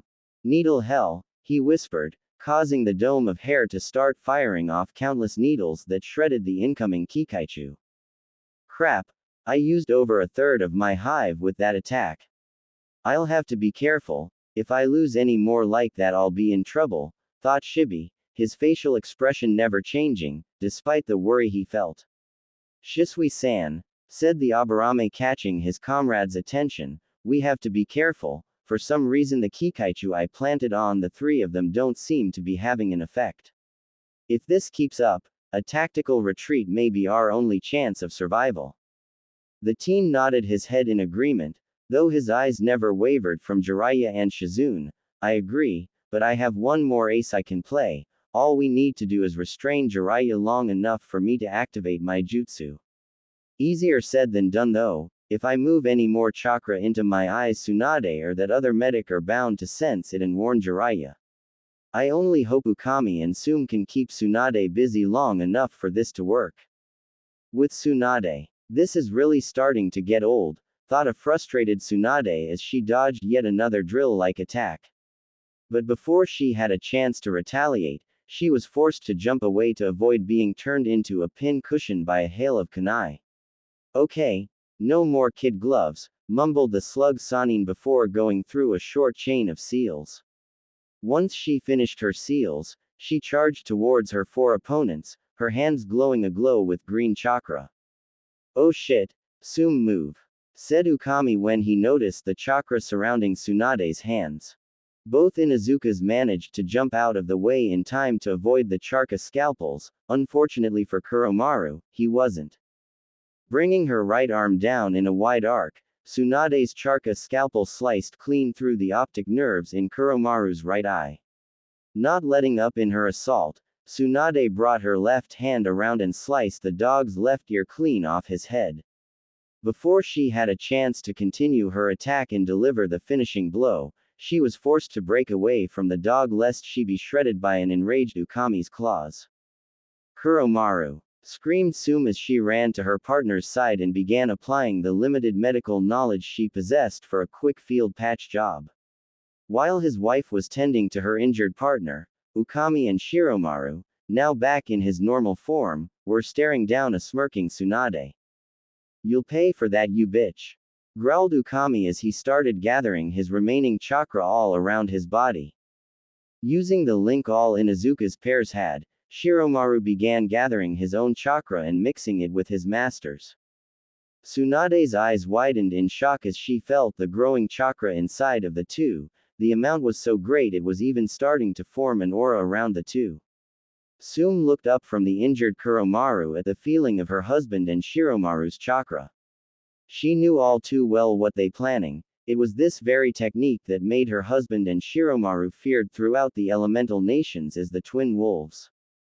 Ukami and Shiromaru's chakra flared around them as the Inuzuka patriarch went through a chain of seals. Once he finished the hand seals necessary for his technique, Ukami's features started becoming even more feral than they already were. His already sharpened nails elongated into full-grown claws, his bones realigning themselves into a skeletal structure similar to that of a canine's. His hair elongated and became wild and unkempt, but the most striking change was his eyes. His already dilated canine pupils stretched and formed into a full-blown slit with the look of hungry predator staring down its prey. The newly transformed Ukami let out a howl reminiscent of a wolf along with Shiromaru before initiating the final phase of his jutsu. Man-beast combination transformation. Double-headed wolf. Ukami said, his voice almost a growl, before the chakra around him and Shiromaru started to swirl and envelop the two in a large column of smoke. Oh shit, cursed Tsunade as she looked at what had become of her opponent. Gone was the feral visage of Ukami Inuzuka and his partner Shiromaru, and in their place was something that would haunt the dreams of any civilian or villager that saw it. A snarling, two-headed wolf stared down on the Sannin with murderous intent. Its shining white fur glistened in the sun, accentuating its blood-red eyes. With Jiraiya and Shizune same time, Jiraiya's eyes widened as his head whipped around in the direction Tsunade was fighting the two Inuzukas. Shit, if Ukami's planning what I think he is, Tsunade won't be able to stop him with her homophobia. Glancing back at the two Konoha shinobi he was fighting, he saw their attention was also on the other fight as well. Shizune, use your poison Senbon on Shibi now, whispered the Toad Sage urgently, bringing his teammates' attention back to the fight at hand. With a quick nod, Shizune pulled up the sleeve on her right arm and quickly launched the 5 Senbon at the stunned Aburame. Reaching into his red jacket, Jiraiya disappeared in a blur of speed towards the young Uchiha. Thanks to his Sharingan, Shisui managed to see the attacks coming. Shibi-san, move, he said as he jumped away from Jiraiya. Not needing to be told twice, Shibi jumped to the side to avoid the incoming Senbon. Unfortunately, or fortunately, the Aburame head wasn't fast enough to avoid all of the Senbon as two found their mark in the left side of his chest. Reaching to remove the needles, Shibi's body suddenly froze as he listened to what his Kikaichu were telling him. Poison, he thought as he directed the remaining Kikaichu in his body to isolate and destroy the poison, only to realize the process was much slower than usual and the poison was spreading fast. My hive isn't large enough to fight the poison effectively, I have to get back to Konoha as fast as possible. Shisui-san, I've been poisoned, my hive isn't strong enough to fight it alone, I have to retreat, he said as he started making his way towards the forest.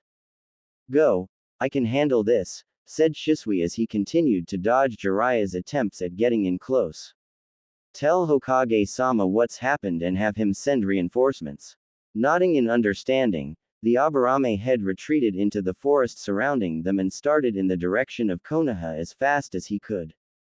Seeing that one of the threats had been dealt with, Jiraiya decided it was time to finish this little game of cat and mouse. Moving in close, he engaged the young Uchiha in taijutsu, looking into his eyes on purpose. Come on, show me the rumors were true, show me this advanced Sharingan of yours. Now's my chance, thought Shisui as he sent more chakra into his eyes, revealing his most powerful weapon, the Mangekyo Sharingan. The 3 tomos of his normal Sharingan spun around wildly before finally merging into the form of the Mangekyo. A 4-pointed pinwheel with a small dot in the center, stared back into the eyes of the Toad Sage as Shisui activated his most powerful technique. Koto Amatsukami, thought the Uchiha as his Mangekyo began to spin and the veins around his iris became more prominent. Jiraiya's eyes glazed over for a split second before they returned to normal and he stopped his attack on the teen. Shizune was surprised when she saw Jiraiya quit attacking the Uchiha, but her surprise turned to horror when he turned towards her and began to form seals for a jutsu. Shisui smirked slightly behind Jiraiya at the look on the young medic's face. It was entertaining to watch people's reactions when their comrades suddenly turned on them when he captured them in his genjutsus. But this time was different. Instead of temporarily confusing his target with a regular genjutsu, he had truly taken control of the legendary Jiraiya of the Sannin.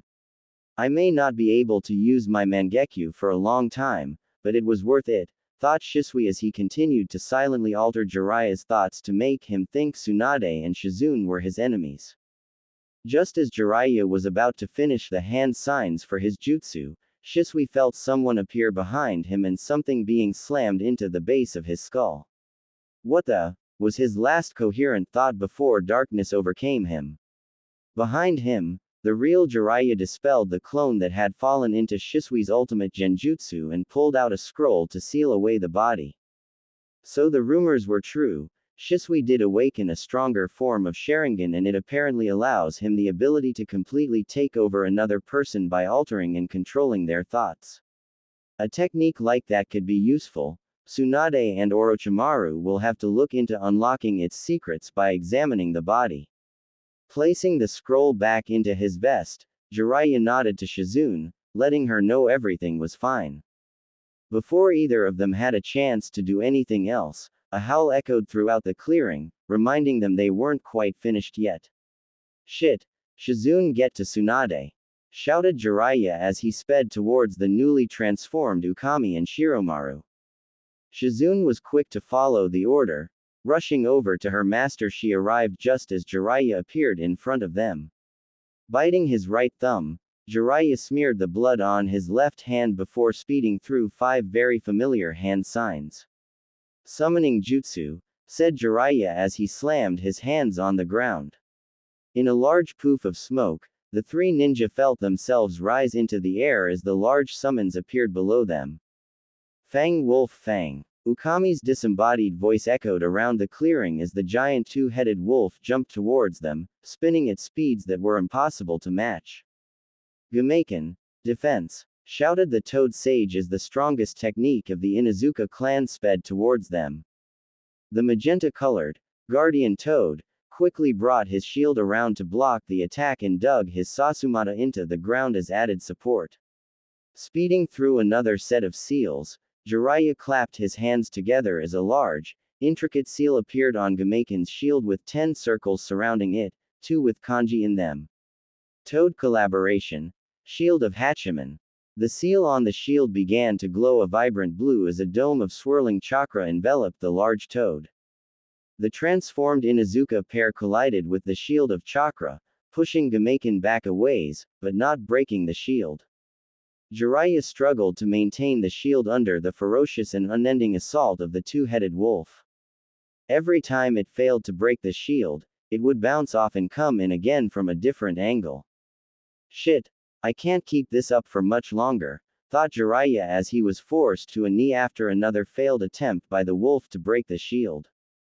Watching as the still spinning wolf came around for another attempt, Jiraiya feared that this time he might actually break through with this attack. Just as the wolf was about to collide with the shield again, Jiraiya felt 2 pairs of hands on his back. Glancing over his shoulder, the Toad Sage felt his chakra reserves begin to rise as Tsunade and Shizune transferred their own chakra to his. Pumping his newly replenished chakra into the jutsu, Jiraiya smirked as he watched the twister once again fail to get through his and Gameiken's defense. Now it's our turn, thought Jiraiya as he made 3 quick hand seals and the chakra dome around them dissipated and reformed around the edge of Gameiken's shield, tripling its size. Already knowing what his summoner had planned, Gameiken raised his shield so it was pointing towards the oncoming attack. Toad collaboration. Mirror reflection. Fang Wolf Fang. The chakra around the shield stopped spinning and unknown to all but Jiraiya and Gameiken, the kanji for wolf appeared in one of the empty circles surrounding the seal. But what everyone did notice was the chakra around the shield picking up speed again. 3 sets of eyes widened in complete shock as they watched an exact copy of the attack heading towards the giant toad launched from its shield. The identical Fang Wolf Fang attacks collided with each other, creating a shockwave strong enough to level a good portion of the surrounding forest. Unable to maintain the technique, Ukami and Shiromaru broke off and cancelled their jutsu, landing in a crouch a little ways away from Sum and the still-down Kuromaru. With wide eyes, Ukami watched as the exact copy of his best technique dissipated back into chakra before vanishing entirely. Gameiken, return to Mayuboku, I can't maintain the summoning anymore, panted Jiraiya as he and the 2 medics jumped from the toad's head. Nodding in understanding, the guardian toad disappeared in a poof of smoke back to his home, eager to tell his brothers about the latest technique he added to his shield. No sooner had the smoke cleared than did Ukami and a transformed Shiromaru appear in front of them, claws poised to strike. Reacting faster than either of her teammates, Tsunade jumped to meet the Inuzuka patriarch, her hands once again glowing with green chakra. Blinded by rage and fatigue, Ukami failed to notice the chakra surrounding Tsunade's hands. Taking a swing at the slug Sanin, he left himself open to a counter and unfortunately for him, Tsunade capitalized on it. Thrusting her open left palm into his chest, she hit him right over his heart. Ukami's eyes widened as he felt his heart being destroyed by the chakra scalpel. Time seemed to slow for him and he felt his chakra and his life force leaving his body. Glancing over at his faithful companion, he had just enough time to see Tsunade chop Shiromaru in the throat, effortlessly cutting his windpipe, a killing blow. Well pal, looks we finally met our match, I just hope Sum manages to survive. I'm sorry Hana-chan, Kiba, I guess I won't be coming back like I promised. With those last thoughts, Ukami Inuzuka fell to the ground next to his partner, never to rise again. Sum could only watch on in denial as her husband and mate fell to the ground alongside Shiromaru. Her world stopped as she continued to stare at the lifeless body for what seemed like an eternity. She was too stunned to notice that the same person who had just killed her husband was moving to finish her as well. Fortunately for the Inuzuka matriarch, Kuromaru managed to somehow get her onto his back and retreat back towards Konoha. It wasn't until after they had covered about half of the distance to Konoha that Sum finally came out of her shocked state. Now that she could think properly, the fact that her husband was truly dead sank in and she let out an agonized cry that echoed throughout the forests of Land of Fire. Now what do we do? Asked Shizune once she and Tsunade were finished healing the minor case of chakra exhaustion that Jiraiya had suffered. The lifeless bodies of Ukami Inuzuka and Shiromaru lay where it had fallen, temporarily forgotten by the three ninjas still in the clearing. Now, said Jiraiya as he slowly got to his feet, we can get back to the whole point of me tracking you two down. There is a mission that I have to complete, and I'm going to need your all's help with it. The two medics looked at Jiraiya curiously as he moved over and placed a small piece of paper on the bodies of Ukami and Shiromaru before sealing them into the same scroll he had Shisui. What mission is that, Jiraiya? Asked Tsunade as she picked up Taunton and moved to stand with her teammate. Jiraiya couldn't keep the smirk off his face as he imagined their faces once he told them what he and Naruto were planning. The mission is to infiltrate Takigakure and retrieve the Jinchuriki of the Nanabi no Kabutomushi, said Jiraiya with as straight a face as possible. The task proved too difficult though as he collapsed laughing when he saw the faces Tsunade and Shizune were giving him. Both kunoichi had apparently dislodged their jaws as they were currently on the ground, with their eyes almost popping out of their sockets. Composing herself as best she could, Tsunade turned her still wide eyes to the laughing form of Jiraiya. You're not serious about that, are you? She asked, her voice barely above a whisper. Jiraiya's laughter immediately stopped when he heard the question his teammate asked. Recomposing himself, Jiraiya turned his attention back to the two medics, his eyes reflecting the seriousness of the matter. Yes Tsunade, I'm dead serious. I won't go into detail about things, because it is not my place to do so, but once we find the final member of our team and complete this mission, I'll take you to Naruto and he can explain everything to you in detail. That said, Jiraiya jumped into the surrounding forest, the two medics hot on his tail. What do you mean, final member of our team? Who else do you plan on having join us? Asked Tsunade as the three ninja continued heading north. Jiraiya looked over his shoulder at his teammate, his infamous smirk spreading across his lips. Why, Orochimaru of course. You sure this is where he is, Jiraiya? Asked Tsunade as she and her two companions kneeled on the branch of tree overlooking a small clearing. Across from them, at the base of one of the larger trees, was a rundown shack that was built into the ground. A ramp led down to the open entryway where two red snakes were painted on the unusually colored purple walls. I still can't believe we're asking Orochimaru of all people to help us. Don't be so judgmental, Haim. You can't always judge a snake based on appearance alone, said Jiraiya, for once sounding like the wise sage he claimed to be. He may have sounded wise on the outside, On the inside, however, he was thinking back to the small beating Tsunade had given him after he told them Orochimaru was supposed to be the last member of their team. I didn't think it was possible, but Tsunade's superhuman strength got even stronger, he thought as he rubbed a bruise on his upper left arm. If you say so, Jiraiya, I still don't like this, said Tsunade as she continued to watch the entrance to the hideout. Jiraiya released a small sigh at that. It seemed as though convincing Tsunade to accept Orochimaru back was going to be harder than he expected. Jiraiya-sama, said a tentative Shizune, how exactly do you plan on getting Orochimaru's attention so we can talk to him? She regretted asking that question when she saw a very devious smirk appear on the Toad Sage's face. Like this, with a snap of his fingers, a large explosion went off about 50 yards from the clearing. Despite the distance from the explosion, the entire clearing they were watching was rocked by the force of the explosion. Still shocked that Jiraiya, a man who understood subtlety better than most, would pull a stunt like that, they missed him jumping in the direction the explosion came from. It wasn't until they heard Jiraiya's cry of summoning food cart destroyer jutsu that the two medics managed to get over their shock and move towards the site of the explosion. Inside the hideout same time, deep inside of the underground hideout, completely unaware of what was about to happen, were Orochimaru's top two lieutenants and his personal bodyguards. If one were to walk into the room, they would be able to literally cut the tension with a kunai. Kabuto Yakushi and Gurren, Orochimaru's most powerful followers, were staring each other down with such hatred that it was amazing the meeting room hadn't been turned into a war zone. At only the young age of 17, Kabuto Yakushi was considered to be Orochimaru's right-hand man and personal medic. His skills in the medical field were advanced enough that Orochimaru trusted only him to assist with his experiments. Because of his skills, Kabuto uses extensive medical ninjutsu as well as many medical-related tools in combat, a unique skill that not many could match. It was that very reason why many of Orochimaru's other followers sought to please him at every turn, fearing he may kill them with a mere touch if they didn't.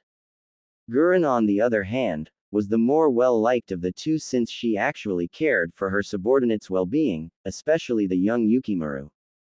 Orochimaru found her when she was just a child and offered to help her train her unique Kekkei Genkai, the Shoten. She wears a green dress with a long left sleeve and a short right one with a white, fluffy collar over a red turtleneck. On her hands were brown gloves with matching calf-length sandals on her feet. Her light blue hair was pulled back into a spiky ponytail with long strands hanging down, framing her face. Off to the side of the room were Orochimaru's 5 personal bodyguards, otherwise known as the Sound Five. Though only 11, Jirobo is a head taller than his teammates and rather large in the middle. He has orange eyes matched the color of his unusually styled hair, 3 tufts of hair sat on his head, a mohawk of sorts that ran down the middle and 2 similarly styled tufts on the side of his head. He wears a sleeveless tunic with his team's personal symbol on the hem, along with black arm warmers, a pair of black 3/4 length pants that stopped just below his knees. The rest of his legs were covered with leg warmers covered in bandages with black sandals on his feet. A purple rope belt tied around his waist, and a necklace comprised of long metals pieces completed his ensemble. Next to him was Kidomaru, and like his teammates, he was merely 11 years old. He is dark-skinned shinobi with black, shaggy hair and black eyes. A unique trait about him are his 6 arms that make appear very reminiscent of a spider. He wears a black, sleeveless top and shorts, with a tunic that bears his team symbol over it. Hida wears a purple rope belt around his waist along with an Otogakur headband on his forehead. Tayuya, the lone female of the team, was dressed similarly to her teammates. A tan tunic with her team's symbol on it, black shorts, standard black shinobi sandals and a purple rope belt around her waist. Her most distinctive feature was her long, untamed, red hair that was covered with a black hat with bandaged sides. The most unique one of the Sound Five was Sakin, who was dressed just like his teammates. the only difference being his tunic was brown in color. But what made Sakin unique was the second head he had growing out of his shoulder blades. To those who knew, the second head was actually his twin brother Ukin. Thanks to their unique Kekkei Genkei, the two brothers could assimilate themselves into another person's body and cause damage to an opponent at the molecular level with their mere presence alone. Unlike his teammates, Kimimaro, the leader and most powerful of the Sound Five, was 12 years old. He is a pale boy, with vivid green eyes, masculine facial features despite his age, and two distinctive red dots on his forehead, the mark of his clan's Kekkei Genkei. His shoulder-length white hair was parted down the middle by a zigzag-shaped parting in the middle of his head. He wore a light lavender, loose-fitting, long-sleeved shirt, black pants cut off at his calf with bandages wrapped around his ankles. A purple rope belt, tied in an inverted bow, was the only similarity between him and his teammates' outfits. At the base of his throat was a small tattoo of 3 curved lines in a circle. This was the mark of his cursed seal of earth. "Why, Gurren, that's quite a hard look, what's wrong?" asked Kabuto mockingly. Gurren's only response to growl slightly as crystal particles began forming in her hand. "I still don't understand why Orochimaru-sama considers you his right hand. We both know I'm the stronger of the two of us." Despite the insult to his skills, Kabuto couldn't deny the fact that in terms of raw power, Gurren was the superior of the two of them. "Geez, why don't you assholes just shut the fucking hell up already? Listening to you two is giving me a goddamn headache," shouted Yuya, much to the annoyance of everyone present. It was well known that despite her age, Yuya was the foulest-mouthed person in Odogakure, a fact that annoyed her teammates to no end. "Yuya, shut up, you're not helping," said Jirobo as he rubbed his temple slightly. Yuya though just rounded on her larger teammate, "Shut up you fat ass, I'll say whatever the fuck I want, when I want." "Jesus woman, could you be any louder? I don't think they heard you in Kumogakure," mumbled Kitamaru with all 6 of his hands over his ears in a futile attempt to block out his annoying teammate. Before Yuya had a chance to shout again, Kabuto interrupted her. "That's enough," he said in an eerily calm voice. "All of you remain silent or I'll be using you as my newest test subjects." That threat silenced everybody. It was well known that those who angered Kabuto had a tendency to end up on his examination table.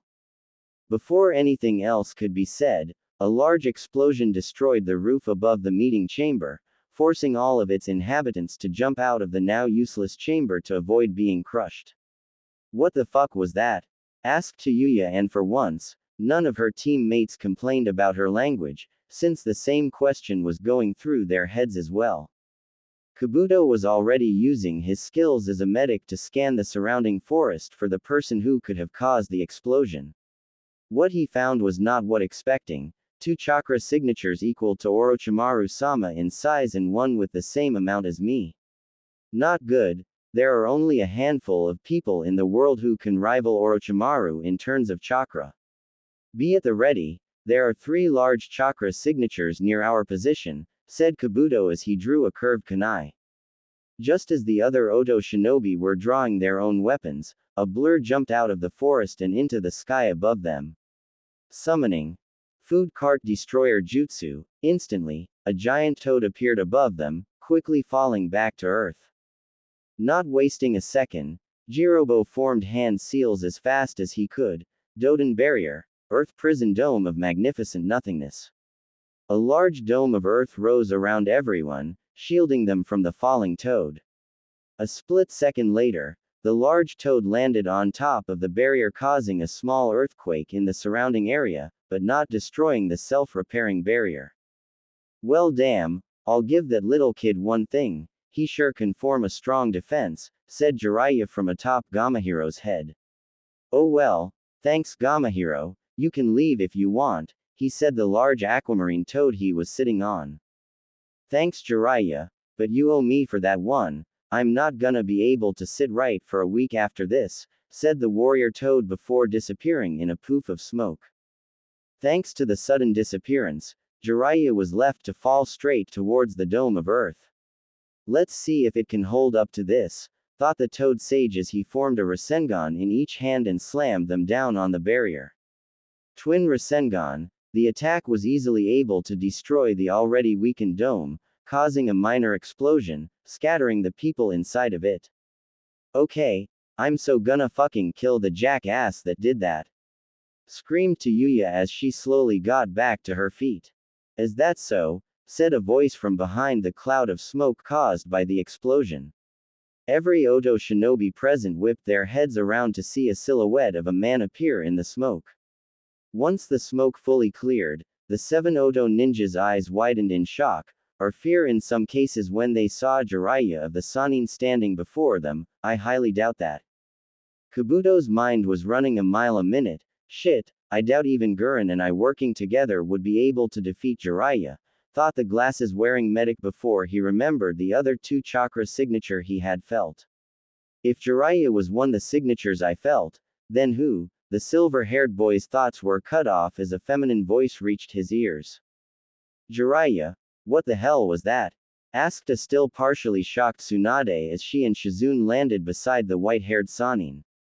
Oh, nothing, Tsunade Haim, just having some fun, answered the sage with a cheeky grin. A tick mark appeared on Tsunade's forehead as she fought the urge to pound Jiraiya into the ground. Jiraiya and Tsunade, there's no way we can win a fight like this, thought the 7 Oto ninja as they watched the 2 Sannin bicker. All noise in the area ceased as a new voice made itself known. Kukuku, what do we have here? Asked a very familiar voice. Everyone turned their attention to the source of the voice, and were met with the sight of 2 yellow snake-like eyes staring back at them.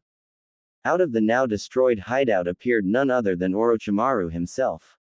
His snake-like eyes widened in slight surprise when he saw both of his former teammates standing across from him. Jiraiya, Tsunade, what a pleasant surprise, he said with a smirk as he approached the 2, stopping a few feet away from them. Now, to what do I owe this unexpected visit? Instead of answering, Jiraiya simply reached into his red vest and pulled out his old Konoha headband. Orochimaru was slightly surprised at that move, but his surprise turned to shock as Jiraiya showed him the scratched-out leaf symbol. The former Konoha shinobi turned all of his attention to Jiraiya, one question leaving his lips: what happened? Now everyone in the clearing, with the exception of Jiraiya and Orochimaru, was in a state of shock. Not only were Jiraiya and Orochimaru face to face and not at each other's throats, but Orochimaru actually sounded worried and sincere when he asked his question. Kidomaru, unable to control his surprise anymore, blurted out, Orochimaru-sama, what are you doing? They are our enemies. His question was met with a few nods of agreement from his teammates, except Kimimaro. The Snake Sannin's answer shocked everybody to the core. Enemy? No, Jiraiya and Tsunade were never my enemies, they have always been my siblings in all but blood. What? Shouted an enraged Tsunade. How dare you call yourself our brother after what you did? You betrayed us, you worthless snake. Jiraiya may have managed to convince her to at least hear their old teammate out, but hearing him claim that they were his siblings still set her off. Just as she was about to send Orochimaru flying with a super-powered punch, she felt something on her right shoulder before all of her chakra left her. Turning to find out what was wrong, she was shocked to see a piece of paper with a seal on it courtesy of Jiraiya. Jiraiya, what is this? She asked, completely thrown for a loop that he would do this. You're wrong, Tsunade, said Jiraiya with a grim look on his face. Orochimaru never betrayed us. If you had bothered to look into the incident about his defection like I did, you would understand. What do you mean, Jiraiya-sama? Asked Shizune, speaking up for the first time since she and Tsunade arrived at the clearing. Before Jiraiya had a chance to answer the young woman, Orochimaru cut him off. He means that what was told to the populace was not the whole truth, said the Snake Sannin, getting curious glances from everyone around, except for Jiraiya, who already knew what was about to be said. The story of my so-called betrayal of Konoha is well known around the elemental countries. However, the story that was told to the Konoha populace and placed in the bingo book is a fabrication of what truly happened. The story goes that I was discovered conducting illegal genetic experiments and alterations to my fellow Konoha shinobi and later on, orphan children. That story is only half right. Tsunade's anger had risen as Orochimaru continued to speak, but unfortunately the seal Jiraiya had placed on her prevented her from decking her ex-teammate. What do you mean half right, you sick bastard? She spat, but was surprised when Jiraiya was the one to answer. He means that the story was altered to fit the needs of the Sandaime. This is what I meant when I said if you had looked into the incident, you would understand. While it's true that Orochimaru was indeed conducting these kinds of experiments, the people he was conducting them on were not the innocent comrades the Sandaime claimed them to be. The people he was experimenting on were traitors, people who were planning on betraying Konoha to its enemies. The experiments may have seemed immoral, but they were helping to keep potential traitors in line. The Sandaime didn't agree with his methods, and so he altered the story, and rumors people heard and told so they would rally to him and shun Orochimaru. All of this led to Orochimaru's so-called abandonment of Konoha and being labeled a traitor for his actions. Shizune's eyes were wide as she listened to the story. She couldn't believe that everything she had been led to believe about the so-called traitor was just a fabrication made to suit someone else's purposes. Tsunade, on the other hand, was only slightly placated. That may be, but it still doesn't excuse him using innocent orphan children in his twisted experiments. Orochimaru's response to that statement surprised even Kabuto, Gurren and the Sound Five. I would never put a child's life at risk like that, shouted Orochimaru with such emotion that Tsunade actually took a step back in surprise. Children are the future of this world. To do something that might harm a child in such a manner is beyond disgusting. I would sooner commit suicide than put a child at risk with a procedure that may not work and could very potentially kill them. But what about those two students of yours, Anko and Tenzo? Where's your excuse for experimenting on them? Asked Tsunade once she got over surprise. You say you don't harm children, but yet you'll experiment on your own students. You're nothing but a hypocrite. How dare you slander Orochimaru-sama like that? Shouted Kimimaro as a bone pike came out of his palm. Before he had a chance to attack the woman who had slandered his lord's name, that same lord put a hand on his shoulder, stopping him in his tracks. That's enough, Kimimaro. I appreciate the show of loyalty, but you must understand her point of view. To her, I am a traitor with a sick mind, but hopefully once all is revealed that will change. The snake Sanin's words had an immediate effect on the young shinobi. His anger was replaced with a reluctant understanding and his bone pike retracted back into his body. As to your claim, Tsunade, Tenzo and Anko willingly underwent the procedures. Though they survived, the stress of the changes forced their minds to repress the experiences, causing them to willingly accept what the Sandaime told them happened after I had left. That doesn't excuse the fact that you did something like that to your own students you claim to see as your own children, said Tsunade, really wishing she had studied seals more so she could remove the seal Jiraiya had placed on her. Now Orochimaru may have been a patient man, with a calm demeanor that most couldn't hope of achieving, but even he had a limit. A limit Tsunade just broke. I loved my students. I couldn't count the number of times I tried to talk them out of going through with the procedures. But they wouldn't listen. I finally resolved to do the procedures by convincing myself that by doing this, I'm giving them a stronger chance of surviving in this world. The last part was said a hushed whisper, but it was heard by all. No one, not even Jiraiya, could believe the emotion Orochimaru was displaying in response to Tsunade's accusation. The Toad Sage knew that Orochimaru had cared for his two beloved students, but even he couldn't have guessed how much the two meant to his old teammate. Seeing Tsunade about to say something else, the Toad Sage interfered before she drove Orochimaru to the point where it would be all-out war. Tsunade, I know you're angry about the experiments Orochimaru did, but think of it this way.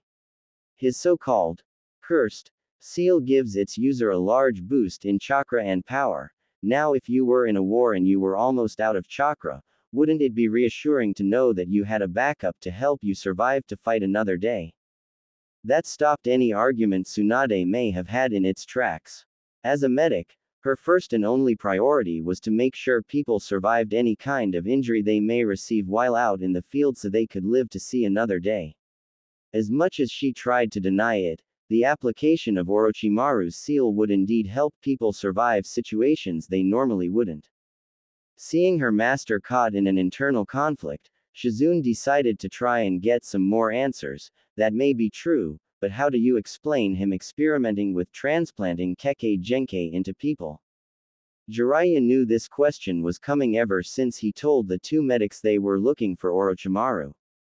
Even if she didn't come right out and say it, he could tell Tsunade was furious about Orochimaru using her own grandfather's DNA to recreate his unique Mokuden Kekkei Genkai. Taking a moment to consider his answer, Jiraiya answered the medic, "Imagine if you were the last of a clan that possessed a unique Kekkei Genkai. If you lived in a village like Konoha, what could you expect to happen?" The look of horror on not only Shizune's face, but the crystal using Guren's, was enough of an answer. Exactly. You'd be used as nothing more than breeding stock and your children would be forced to train from the day they can walk.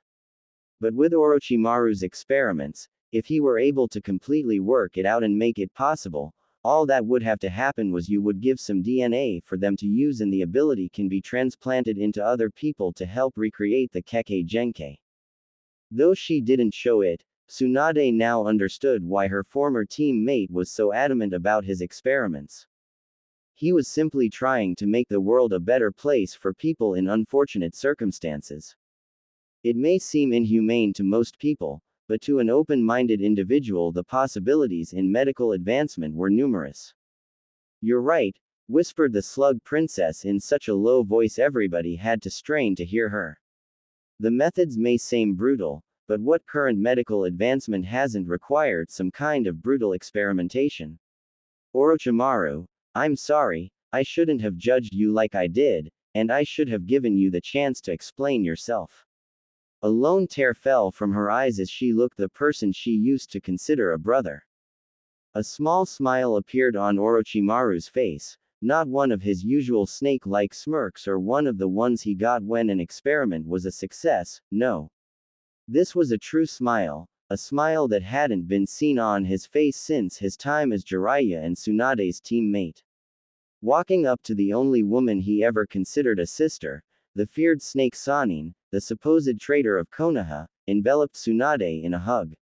Returning the hug full force, she was slightly grateful Jiraiya had suppressed her chakra, otherwise she might have accidentally crushed Orochimaru into pulp.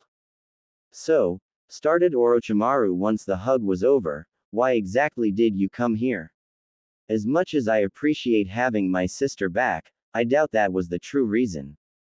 Jiraiya chuckled slightly at that. "You're as insightful as always, you snake freak." Orochimaru smirked at his old teammate. "Of course I am, I'm considered a genius for a reason, you toad lover." Tsunade smirked as she listened to her brother's banter. It reminded her so much of the good times they used to have together. Speaking of the good times, she thought walking up to the two feared men and grabbing them by their ears, "Oh wow wow wow wow." Now normally, the Sound Five and Gurren would have killed anyone who dared to harm their lord, but the spectacle going on before them, had all of them rooted in place. Never before had they seen Orochimaru act like he was now. That someone of his power and skill could act like he was nothing more than a kid was a shock to their systems. Kabuto, on the other hand, was not the least bit amused at this unusual turn of events. "This will put a damper on my plans. With Orochimaru-sama showing his true self now, conducting my personal experiments just got a lot more difficult," thought the teen as he continued to watch the three Sanins banter.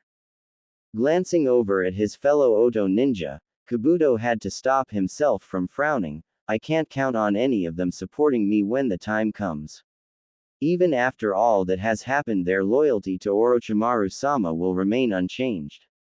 For now though, I'll just have to play along and keep my experiments low-key." With that in mind, Kabuto immediately put a convincing false smile on his face as he moved to rejoin his fellow Oto shinobi and wait to see what their next move would be. Unknown to Kabuto, someone had noticed his unusual behavior as events unfolded. Something doesn't feel right about him, even more than usual. Kimimaro may be extremely loyal, but I had expected Kabuto to be the one to come to Orochimaru-sama's defense when Tsunade slandered him, thought Gurren as she watched the silver-haired medic out of the corner of her eye. I'll have to keep a close eye on him to make sure he isn't up to something. Having finally managed to free his ear from Tsunade's grip, Jiraiya proceeded to tell Orochimaru exactly what he had told Tsunade.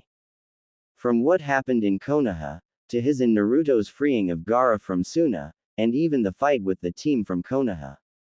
So, let me get this straight, you want me to help you and Tsunade infiltrate Tokigakure, find the Jinchuriki of the Nanabi no Kabutomushi and get them out of the village in order to protect them from the Akatsuki so the 9 Jinchuriki can fight together and rid the world of a darkness that is rising in the shadows of this world. Said Orochimaru, summing everything up, more for his subordinates than anything else. Pretty much, yeah, said Jiraiya as if it were nothing. For several minutes, Orochimaru just stared at Jiraiya with a blank look, before a smirk spread across his face. Sounds interesting, count me in. The other 2 Sannin smiled, glad that Orochimaru had agreed to help them. But I can't stay with you at all times, I have my own hideouts to manage, so after this mission I'll have to leave to take care of things.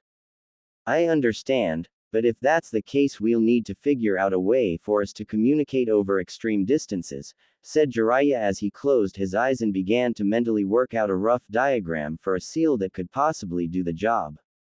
Orochimaru, though, was already one step ahead of him. Actually, I already know a method we could use, he said, bringing the attention back to him. As I'm sure Jiraiya knows, I was once a member of the Akatsuki. During my time as a member, all of the members were rarely together in the same place at the same time. Whenever we needed to meet together, though, we would use a technique called the Magic Lantern Body Jutsu.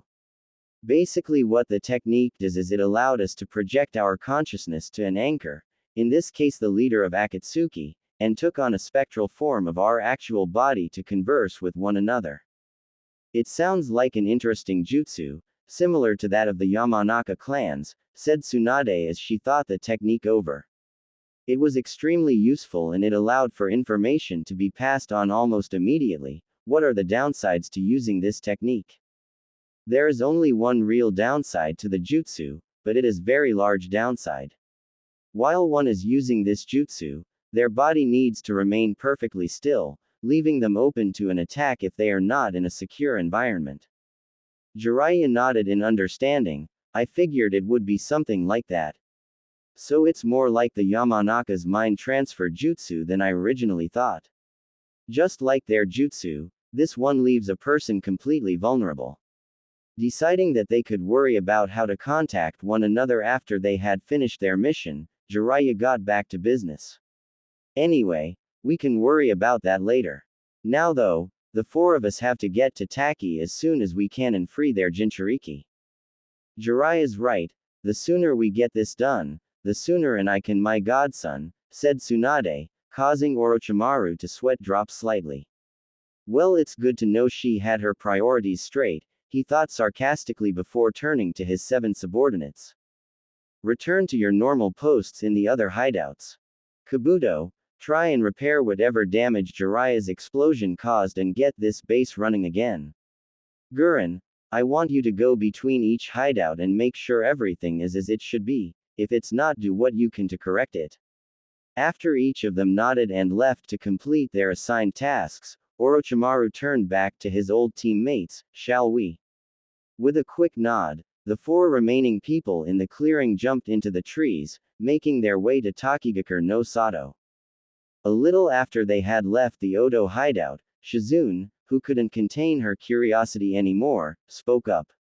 Orochimaru-sama, she started, deciding to be respectful to the man. If you really aren't like you have been portrayed, then what of Manda? According to Tsunade-sama, The last time she saw you summon him, he demanded 50 human sacrifices.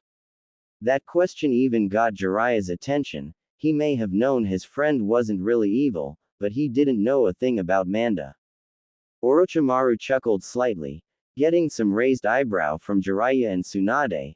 I was beginning to wonder if anyone was going to ask that question.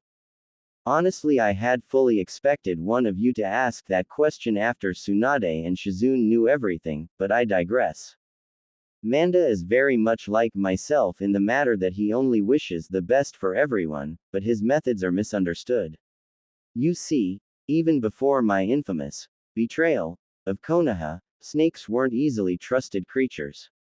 Most humans do not trust what they do not understand or cannot control, because snakes are so unpredictable, being calm one minute and attacking the next, humans naturally fear them. I think we're all well aware of that fact. Orochimaru get to the point already, said Tsunade, aggravated that her brother was being so indirect. Deciding he'd rather not end up getting punched by his sister in all but blood, Orochimaru continued, alright, the reason Manda demands sacrifices is partially because of his pride as the ruler of all snakes, but it is also because he is trying to show the world that snakes are not all evil and that they wish to exist in peace together. What Manda calls sacrifices, we would call criminals, the lowest of the low who don't care what they have to do so long as they get what they want. I'll be the first to admit that he is a little off-putting when he calls them sacrifices, but to the snakes, anyone who would stoop so low isn't deserving of life and should be sacrificed for the betterment of the world.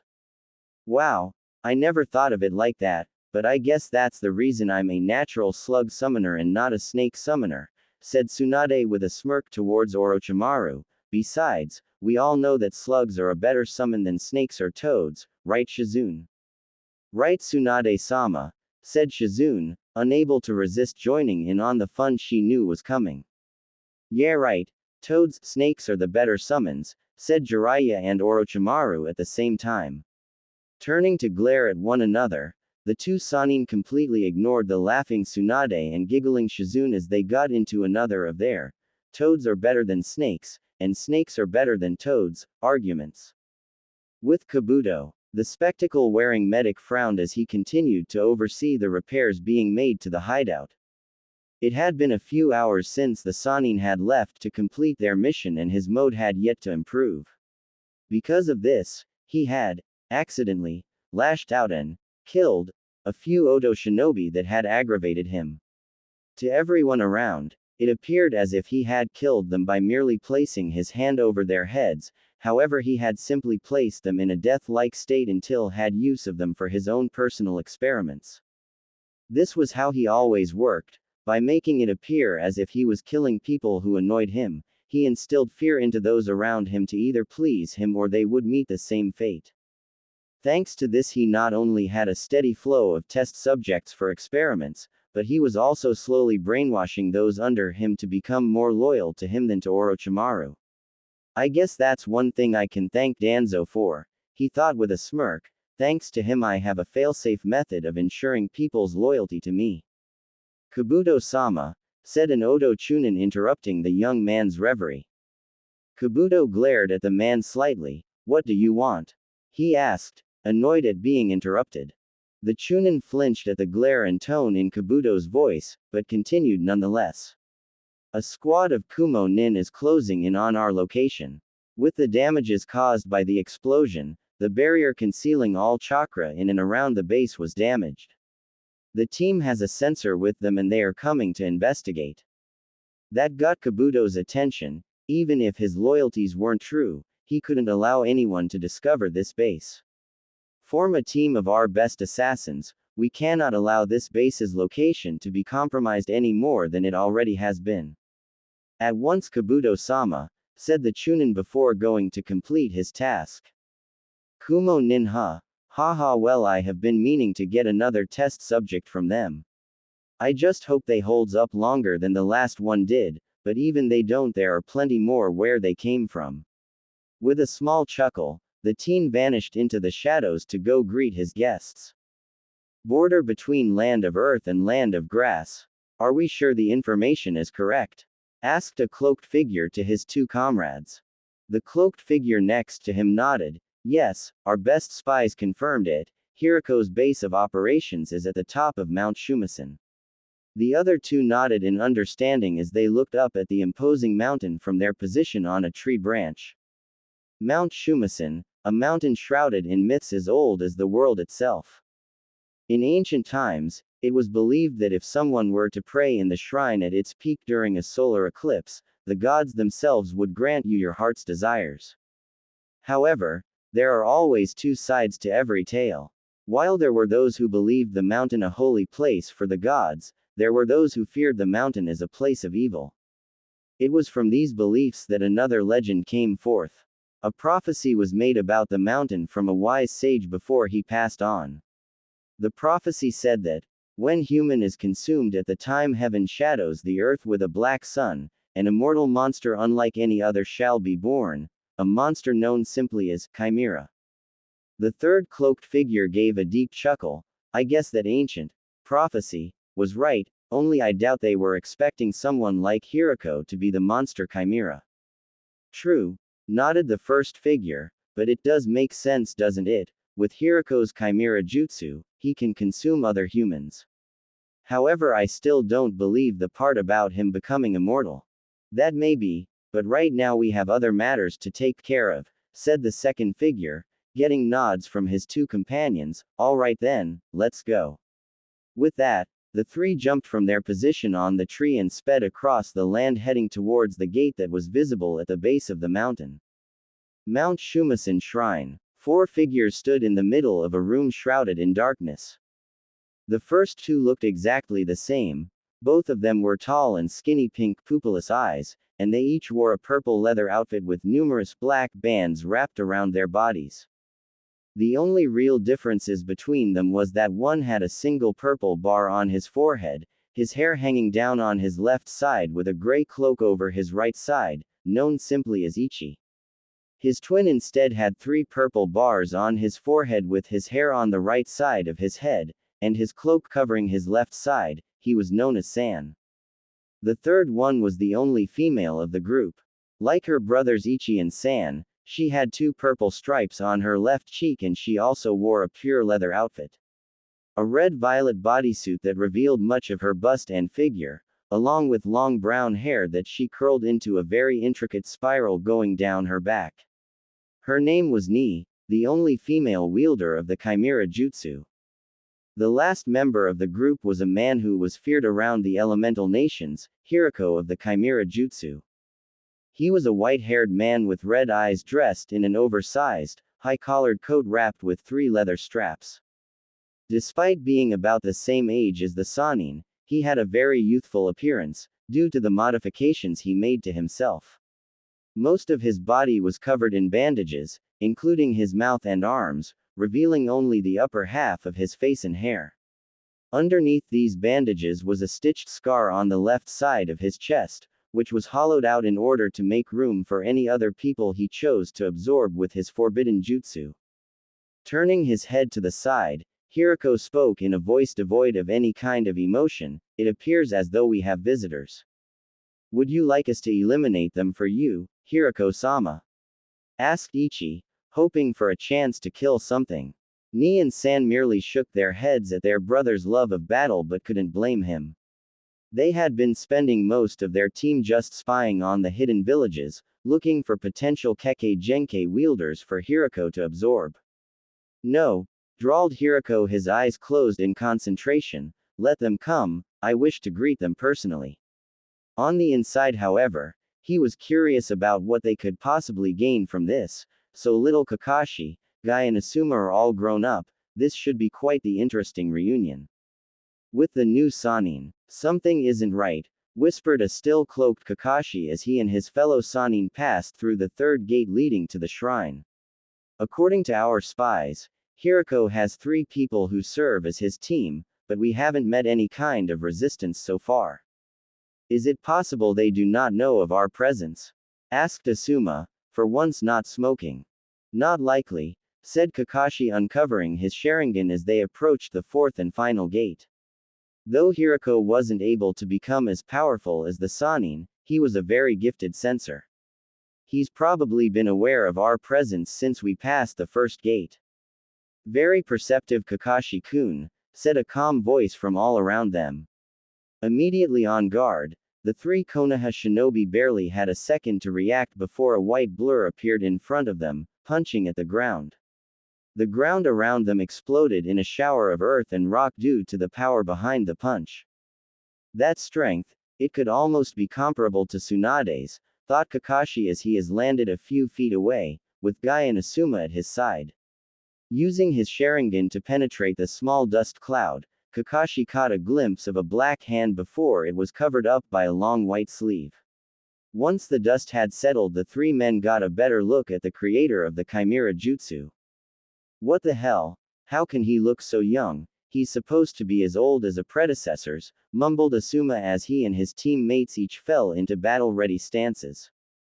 Turning to the three startled shinobi, Hirako couldn't help but chuckled slightly. My, look at you three, you've grown so much while I was away. Now, why are you here? I doubt it was just to drop in and say hello to your old uncle Hirako. Guy and Asuma scowled at the bandaged-wrapped shinobi, but said nothing. Kakashi, being the unofficial leader, spoke up. We were sent by the Sandaime Hokage to deliver a message to you. Unclasping one of the pockets on his vest, Kakashi let a scroll slide into his hand before throwing it to Hirako. Before it reached him, however, a mutated snake head shot out from the surrounding forest and closed its jaws around the scroll. The Sannin looked surprised for a second before they readied themselves for a fight. Hirako, though, made no move to attack or defend. Ichi, that wasn't necessary. If the scroll was a trap, I would have sensed it. The only chakra coming from it is the chakra holding the seal closed. Incredible, that he can sense such a minuscule amount of chakra is a testament to his abilities as a sensor. I doubt even the Sharingan or Byakugan would be able to have detected the chakra in the scroll. Kakashi was brought out of his reverie when the three people, who he assumed were Hirako's team, appeared next to the rogue ninja. Sorry Hirako-sama, but you can never be too careful, said Ichi as the snake head coming out of his arm opened and dropped the scroll into his leader's waiting hand. Releasing the seal holding the scroll closed, Hirako unrolled the paper to reveal a letter in very familiar handwriting. Hirako, I know you don't care much for long-winded explanations, so I will get to the point.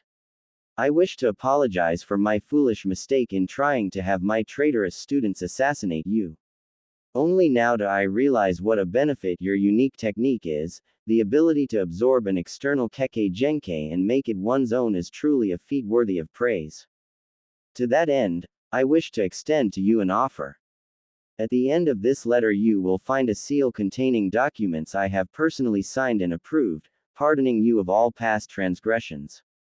Now you're probably wondering why I am doing all of this. The answer is simple. I know you seek revenge on my former students for betraying you, and I wish to help in that endeavor.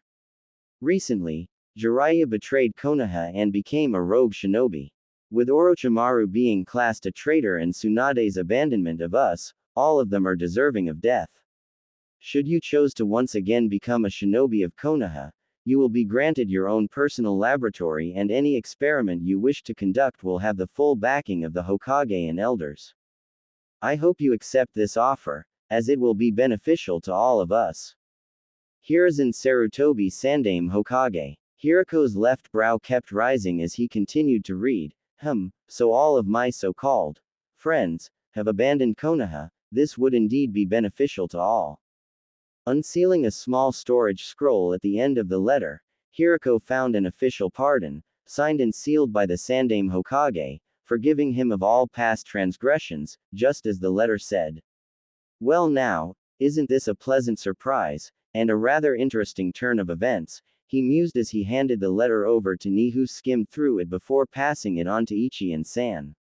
What do you three think?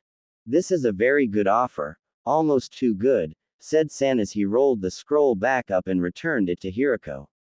It could be an elaborate ploy to assassinate you. True, drawled the white-haired man, but I doubt Sarutobi would risk sending an official pardon, if this were a trap. With this single piece of paper I could waltz right up to his desk and no one would be able to do anything about it. Maybe, but how can you be certain that the document is official? Questioned Ni, still skeptical of the situation. A valid question, Ni-chan, but I know for certain this is official because it is written on a special paper that is laced with the current Hokage's chakra. It is an old method of making sure all documents signed by the Hokage are indeed genuine and not some kind of trap. That earned him some surprised looks from everyone. Not even Kakashi, a retired Anbu captain, had been aware of that piece of information. Well, it is only courteous that we at least hear the Hokage out. After all, matters such as this deserve to be explained in their entirety. Turning to the new Sannin, he made a small gesture, motioning for them to go first, after you.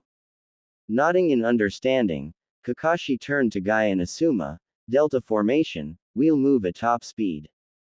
Nodding in agreement, Guy and Asuma moved so the three of them were forming a delta around Hiriko and his team. While his three subordinates looked uneasy about the formation, Hiriko merely shrugged before once again motioning for Kakashi to lead the way.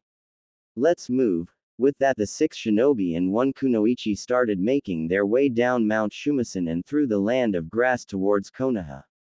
Itachi Uchiha, the eldest son of Fugaku and Makoto Uchiha, was considered by many to be the greatest genius to be born into the Uchiha clan since Madara himself. After graduating the academy at age 7, awakening and mastering his Sharingan at 8, being promoted to Chunin at age 10 and becoming an Anbu captain at 13, many of the villagers believed him to be well on his way to being the next Hokage. Unfortunately for them, fate had other plans for the young Uchiha genius. Currently, the 15-year-old Anbu captain was walking towards the Hokage's office to pick up a mission for his squad. Stopping at the receptionist's desk, the weasel-masked teen spoke in his usual Uchiha monotone, I am here to see the Hokage about a mission for my squad. Of course, said Yuki as she looked up from her paperwork, I believe he is debriefing the tracking squad he sent out a few days ago, but he should be done by in few minutes. Keeping up his typical Uchiha appearance, Itachi merely nodded and continued on his way. So the team Shisui was placed on his back already. That seems rather fast considering it was a long-term tracking assignment, thought the teenager as a small sense of dread welled up inside him. Something must have happened, he mumbled before disappearing in a shunshin and appearing just outside of the Hokage's office. Just as he was about to enter, the door opened revealing a bruised and battered Sume Inuzuka. Reacting before she or anyone else noticed him, he vanished into the shadows to observe the situation. It was clear from her appearance that she had taken part in quite a battle, and the injuries he could see on her partner just helped solidify that fact. Following after her was an equally ragged-looking Shibi Aburame. Though he didn't appear to have many exterior injuries, his pale complexion was a clear indication that he had been exposed to a potent poison. When no one else exited the office with them, the feeling of dread that had been slowly growing inside Itachi doubled in size as one thought passed through his mind, where is Shisui? Placing some of his most powerful genjutsu on the area around the door to the Hokage's office, Itachi moved in front of the door and channeled chakra into his ears. Focusing on the voices inside of the office, he prayed that his best friend wasn't dead, but the conversation only confirmed it. Hokage's office same time, the Sandaime Hokage leaned back into his chair with a small frown on his face. The elders sat across from him, all of them mirroring the same frown.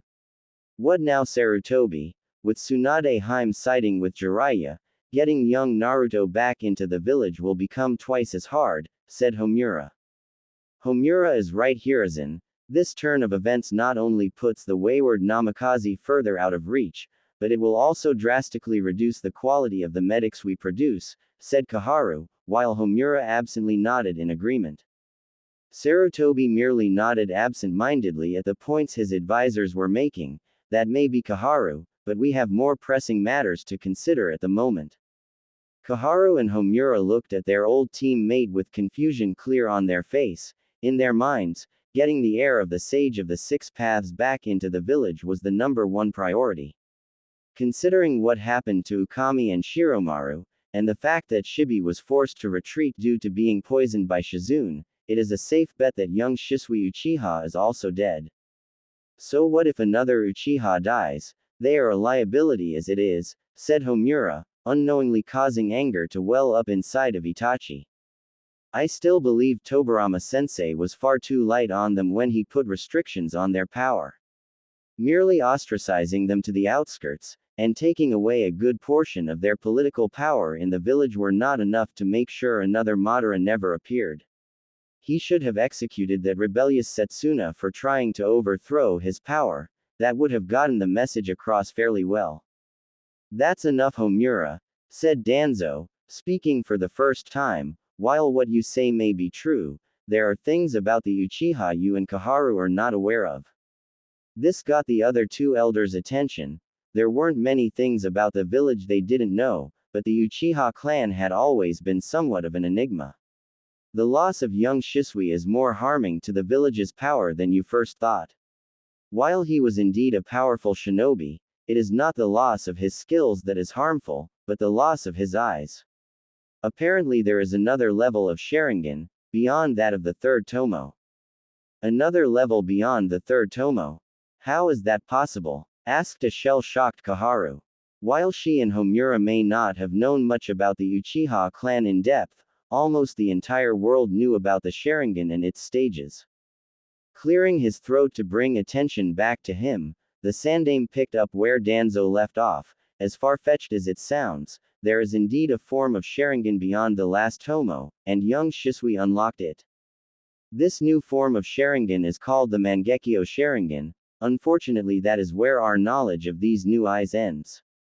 We had planned on kidnapping Shisui once he returned and making it appear like he committed suicide to find out more about his eyes, but it appears that plan is no longer viable. I take it we will be falling back on our original plan then? Asked Danzo, receiving a nod of agreement from the aged Kage. Yes, said Hiruzen. Kakashi's messenger dog said they were a few hours away from the village, so in 2 days' time we will kidnap as many Uchiha as we can and see if Hirako can successfully transplant their Sharingans into a new host. With Itachi, the weasel-masked Anbu captain stood rigid at the conversation he just overheard. That the leaders of the village he protected, the village he loved, could betray him and his clan like this was unthinkable. But it was true. The Hokage he swore to serve, the man many saw as a kind of pseudo-grandfather, was planning to kidnap his fellow Uchiha and use them as little more than guinea pigs. For Itachi though, the biggest betrayal was the one they committed against Shisui. To learn that Shisui died, and then discover that the Hokage and elders didn't even consider his death a loss was both agonizing and infuriating at the same time. All his life, people called him a genius, a prodigy. The civilians might as well have worshipped the very ground he walked on with how they acted. But what they didn't know was that he never would have gotten to where he is now without the support of Shisui. He may have only been a year older than him, but to him Shisui was a person he could talk to about anything. He was his big brother, his Nissan. On the verge of a breakdown, Itachi quickly dispelled his genjutsus and used multiple shunshuns to get to the one place no one would be able to see him, unaware of the set of eyes that been watching him. With one last shunshin, the teen landed outside of a fenced-off forest before jumping over the fence and moving deeper into the foreboding trees. As he was jumping through the trees, a stream of tears quietly fell from his onyx eyes, completely uninhibited. Landing in a clearing just outside of the central tower in the Forest of Death, Itachi Uchiha, the man who never showed any kind of emotion to anyone but his family, broke down into sobs. Shisui, please no, you can't be dead. But he was. The person he loved as much as his own brother Sasuke loved him was dead. Shisui, Shisui, Shisui, screamed Itachi as he looked towards the darkening skies that showed through the immense canopy. A single drop of rain landed on his now bare forehead as he continued to mourn the loss of his Nissan. Unknown to all, even Itachi himself, his chakra reserves were growing and expanding at a rapid rate. The single drop of rain slowly made its way down his temple, before it mixed with the blood-red tears now falling from Itachi's eyes. A crash of thunder sounded through the village, causing Itachi's eyes to snap open, revealing his fully matured Sharingan. The tomo around his pupil suddenly began to spin at incredible speeds before they blurred together.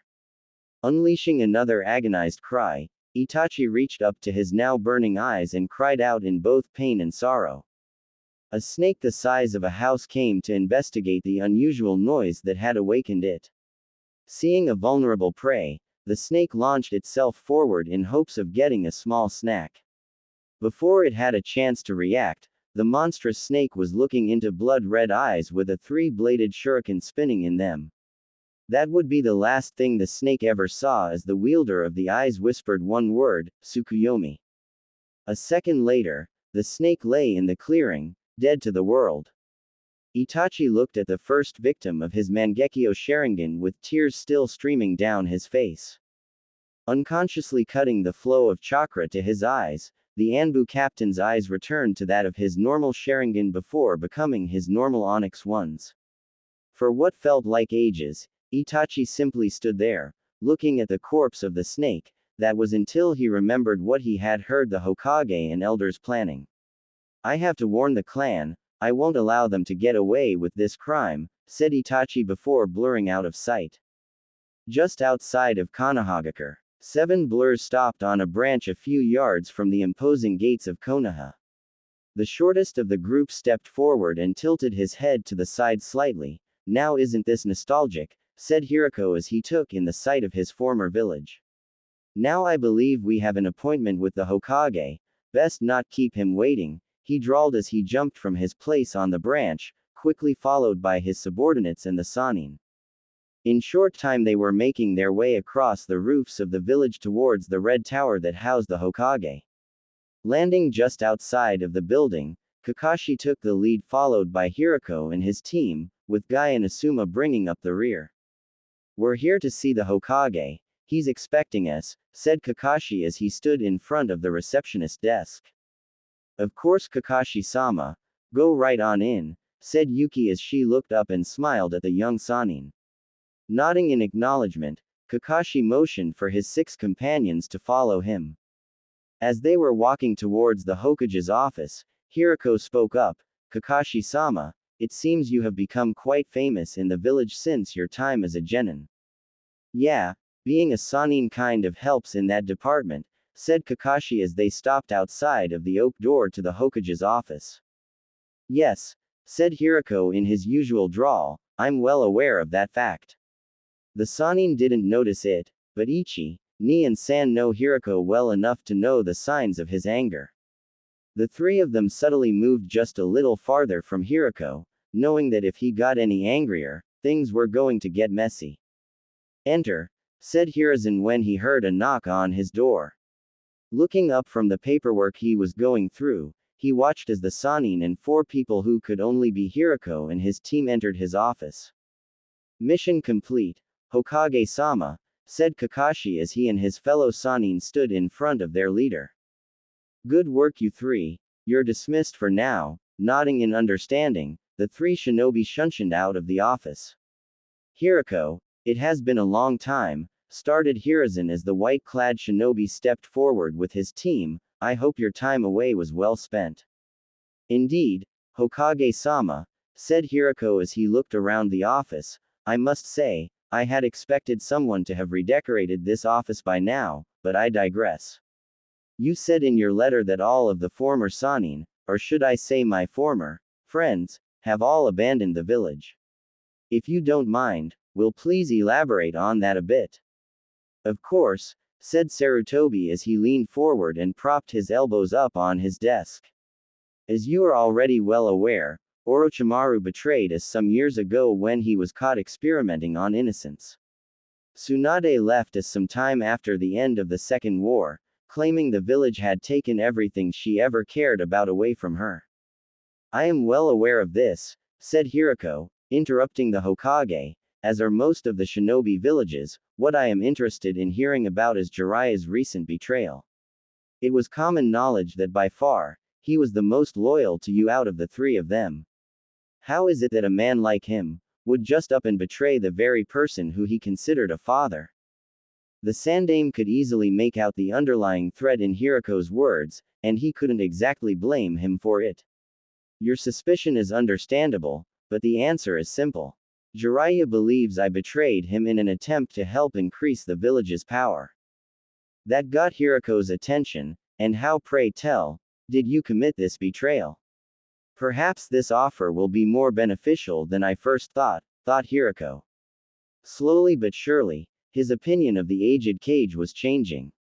If the man was willing to betray Jiraiya, his most loyal subordinate, to increase his village's power, then perhaps he could be persuaded to do other things as well.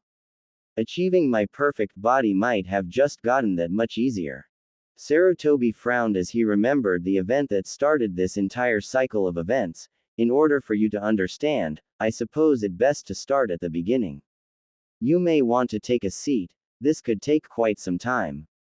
The four wielders of the Chimera Jutsu obliged and moved to sit in front of the Hokage.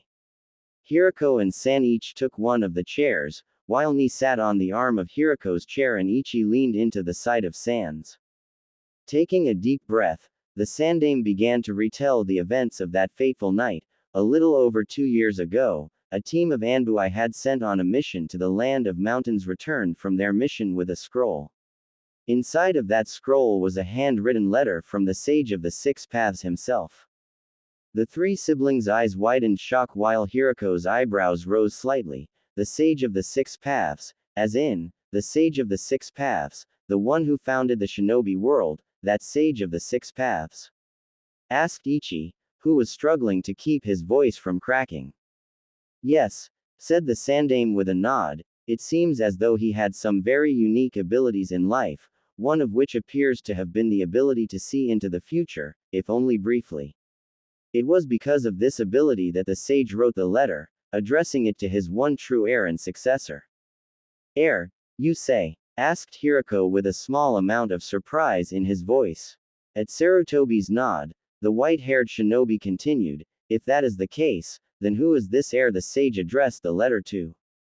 His name is Naruto Uzumaki, started Sarutobi only to be interrupted by Hiriko, even more surprise showing in his normally controlled voice. The Kyuubi Jinchuriki is the heir to the sage. Sarutobi raised an eyebrow at that question. Yes, the very same, but how exactly did you know the young Naruto was the Kyuubi Jinchuriki? That information is highly classified. Hiriko chuckled slightly before he answered, your shinobi may understand the meaning of classified, the civilians however, not so much. I overheard the information from a merchant from Konoha who was passing through the land of grass a few years ago. I suppose I'll have to deal with that person at a later time, said Sarutobi as he made a quick note on a piece of paper, but we have gotten off topic. Using the information in the letter, I sent a team of shinobi to help Naruto awaken the Rinnegan. Don't bother asking about the process to awaken the Rinnegan, it would be foolish of me to just hand out classified information. Understandable, said Hiriko with a small nod, though, I am curious about Jiraiya's connection to the boy. Yes, you see Jiraiya was named the boy's godfather, and when he found out about what we did to Naruto to allow him to awaken the Rinnegan, well, needless to say he wasn't pleased. Hiriko raised an eyebrow in mild surprise. Jiraiya is the boy's godfather, well, that certainly is surprising. Who were the boy's parents? Minato Namikaze and Kushina Uzumaki, said the Sandame as his eyes drifted over to a shadowed corner of his office before returning to the four people in front of him. Minato Namikaze. The Yondaime Hokage is his father, said Ni in exasperation. Shaking her head slightly, she held up her left hand and began counting off. Let me see if I've got this straight. This Naruto kid is not only the heir of the Sage of the Six Paths, but he is also the godson of Jiraiya the Toad Sage, and the son of the Yondaime Hokage and Red Death of Konoha. At Sarutobi's nod, Ni started rubbing her temple. Damn, I really want to meet this guy now. His heritage pretty much makes him the prince of our world. Sarutobi chuckled slightly as he leaned back into his chair. Yes, I suppose it does. Now onto the main reason you're here, said Sarutobi as all traces of laughter vanished from his face. Hirako, now that you know this, will you consider rejoining Konoha's forces? This was the question Hirako had been expecting ever since he set foot in the Hokage's office, and with the things he just learned, his answer was already made. Yes, said the white-clad shinobi with a small nod, on the condition Ichi-kun, Ni-chan, and San-kun are installed as my personal team. A smirk appeared on Sarutobi's face. Of course, Hirako, the paperwork has already been filled out and accommodations have been made for you and your team. I will have an Anbu escort you there once we are finished here. But first onto the matter of you conducting experiments. As I said in the letter, any experiment you wish to conduct will have the full backing of the Hokage and the elders. Also, we will be supplying you with test subjects, most of which will be in the form of captured foreign ninja. However, if you feel these subjects aren't enough, we will also grant you access to Konoha's maximum security prison for you to select any promising candidates you may find. All four of the newly instated Konoha shinobi's eyes widened at that, even the calm Hirako. That's quite generous of you. Now if it's alright, I think my team and I would like to retire to our accommodations and rest for a bit. Of course, but before you go there is one other thing I need to ask you, said Sarutobi with frown on his face. In 2 days' time, we will be capturing a handful of Uchiha and we will need you to help transplant their Sharingans into some new hosts if possible. We will provide you with notes we recovered from one of Orochimaru's labs for you to look over if it would help. Once again raising an eyebrow in mild surprise, Hirako nodded in agreement. Very well, have someone take the notes to the lab you mentioned in the letter, I will look them over tomorrow. Good, you're dismissed, said the Hokage with a nod as an Anbu appeared and led the four newly installed Konoha ninja away. Once he was alone he turned his attention back to the shadowed corner of his office. You're developing a habit for this, Danzo. A small chuckle came from the shadows before the bandaged elder walked out to stand in front of the Hokage. Perhaps, but I am curious, Hiruzen, was it wise to tell Hirako so much about the boy? Whether it was wise or not didn't play a part in my decision. It would have been impossible to explain Jiraiya's sudden leaving without telling him about Naruto, and that would have made getting him to rejoin us that much harder. Danzo nodded in understanding and was about to take his leave when an Anbu with a blank mask appeared before the two men. What is the meaning of this, Fu? Asked Danzo as he moved to stand by the Hokage. Both aged men had small frowns on their faces as they waited for the Root Anbu member to explain himself. If there was one thing Danzo pounded into his Root Anbu, it was to obey the chain of command. Fu, along with 3 other Root agents, had been ordered to guard the Hokage's office from the outside and only enter if the situation demanded it. Forgive me, Danzo-sama, Hokage-sama, but there is something that you should know. What might that be, Fu? Asked the Hokage as he lit his pipe and took a few puffs. Itachi Uchiha overheard the meeting between the two of you and Kaharu-sama and Homura-sama earlier today. He knows of the plan to capture his fellow Uchiha and it is a safe assumption that he has already informed the rest of his clan about it. A strong silence descended over the office as the two men processed the information. For what felt like an eternity, the two veteran warriors stayed silent in contemplation, until it was broken by the Hokage. This is troubling news indeed. I had hoped it wouldn't come to this, but it appears we have no other choice in the matter. Glancing over at the bandaged man at his side, the Hokage continued, What do you think, Danzo? Letting out an almost unnoticeable sigh, Danzo nodded in agreement. I fear you are correct, Hiruzen, there is no other way around it. Letting out a sigh of his own, the Sandaime nodded before turning back to the kneeling Anbu before him. Fu, you and your squad are dismissed. Notify as many other Root members as you can to be present for an emergency meeting tomorrow morning.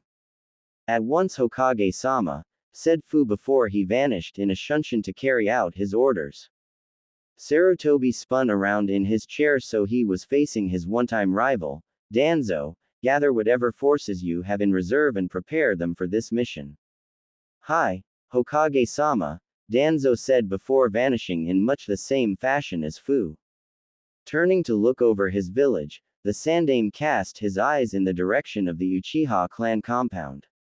It seems that once again, I am forced to make a life-changing decision for the betterment of the village. I hope you can live with this, Itachi. Because of you, the Uchiha clan will be eradicated. Uchiha clan compound. Same time. Itachi was jumping from roof to roof as he made his way back to his clan's compound. Clearing another rooftop, the compound came into view and Itachi couldn't help but slightly admire the beauty of his home in the dimming sunlight. Now isn't the time for that, mumbled Itachi as he continued on his way. Jumping from the roof of another building, the young Uchiha cleared the walls that guarded the compound and wasted little time in making his way to his family's house. Walking up the pathway towards the traditional Japanese-style home, Itachi pushed open the sliding door and walked into the entranceway of his home. Removing his sandals, the teen's attention was caught by the sound of his mother's voice coming from the kitchen. Itachi-kun, is that you? Yes, mother, it's me, answered Itachi as he got up and moved towards the kitchen. Walking into the room that doubled as both the kitchen and dining room, Itachi saw his mother, Makoto, already cooking dinner, while his father, Fugaku, was reading over a few scrolls at the table. Where is Sasuke? Asked the Anbu captain when he noticed his hyper brother wasn't already bugging him about training. He said he was going to stay after at the academy to work on his shuriken jutsu. Did you need him for something? Said Fugaku as he put the scroll he was reading down to look at his eldest son. To everyone that wasn't a member of the Uchiha clan, Fugaku Uchiha was a stern, uncaring individual who many considered an emotionless bastard who didn't care about anyone. Inside of the clan, however, he was nothing of the sort. In the eyes of many Uchiha, Fugaku was the epitome of what it meant to be an Uchiha. He had all of the typical Uchiha physical traits: short black hair that reached his shoulders and the onyx eyes that hid his Sharingan. But that wasn't what many believed made him the embodiment of the Uchiha. No, it was his personality that many admired.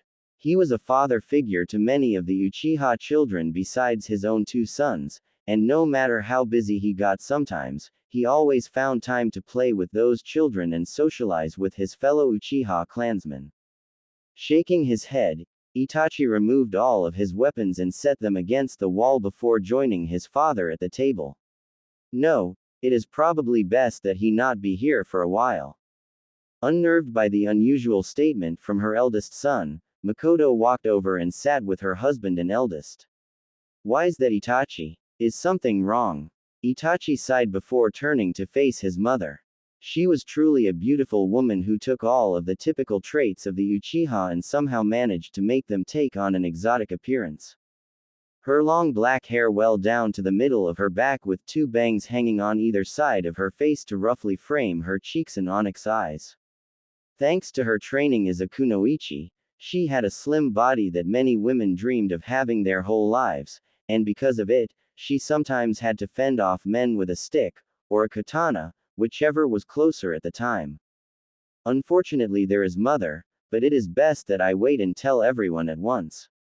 Father, please call a clan meeting as soon as possible. This information is vital to the survival of the Uchiha clan. That statement froze both Uchiha parents. Ever since he was young, Itachi had been a very serious boy and rarely, if ever, lied about or over-exaggerated things. Alright, I'll call an emergency meeting at once. Itachi, I love you, son, but for once, I hope you are wrong about something. I wish I was wrong about this as well, father, but sadly that is not the case, said Itachi as he got up and followed his father out of the house to gather the rest of the Uchihas. Naka Shrine Uchiha meeting room. It hadn't taken long for the Uchiha clan head and his destined successor to gather the rest of the Uchiha together.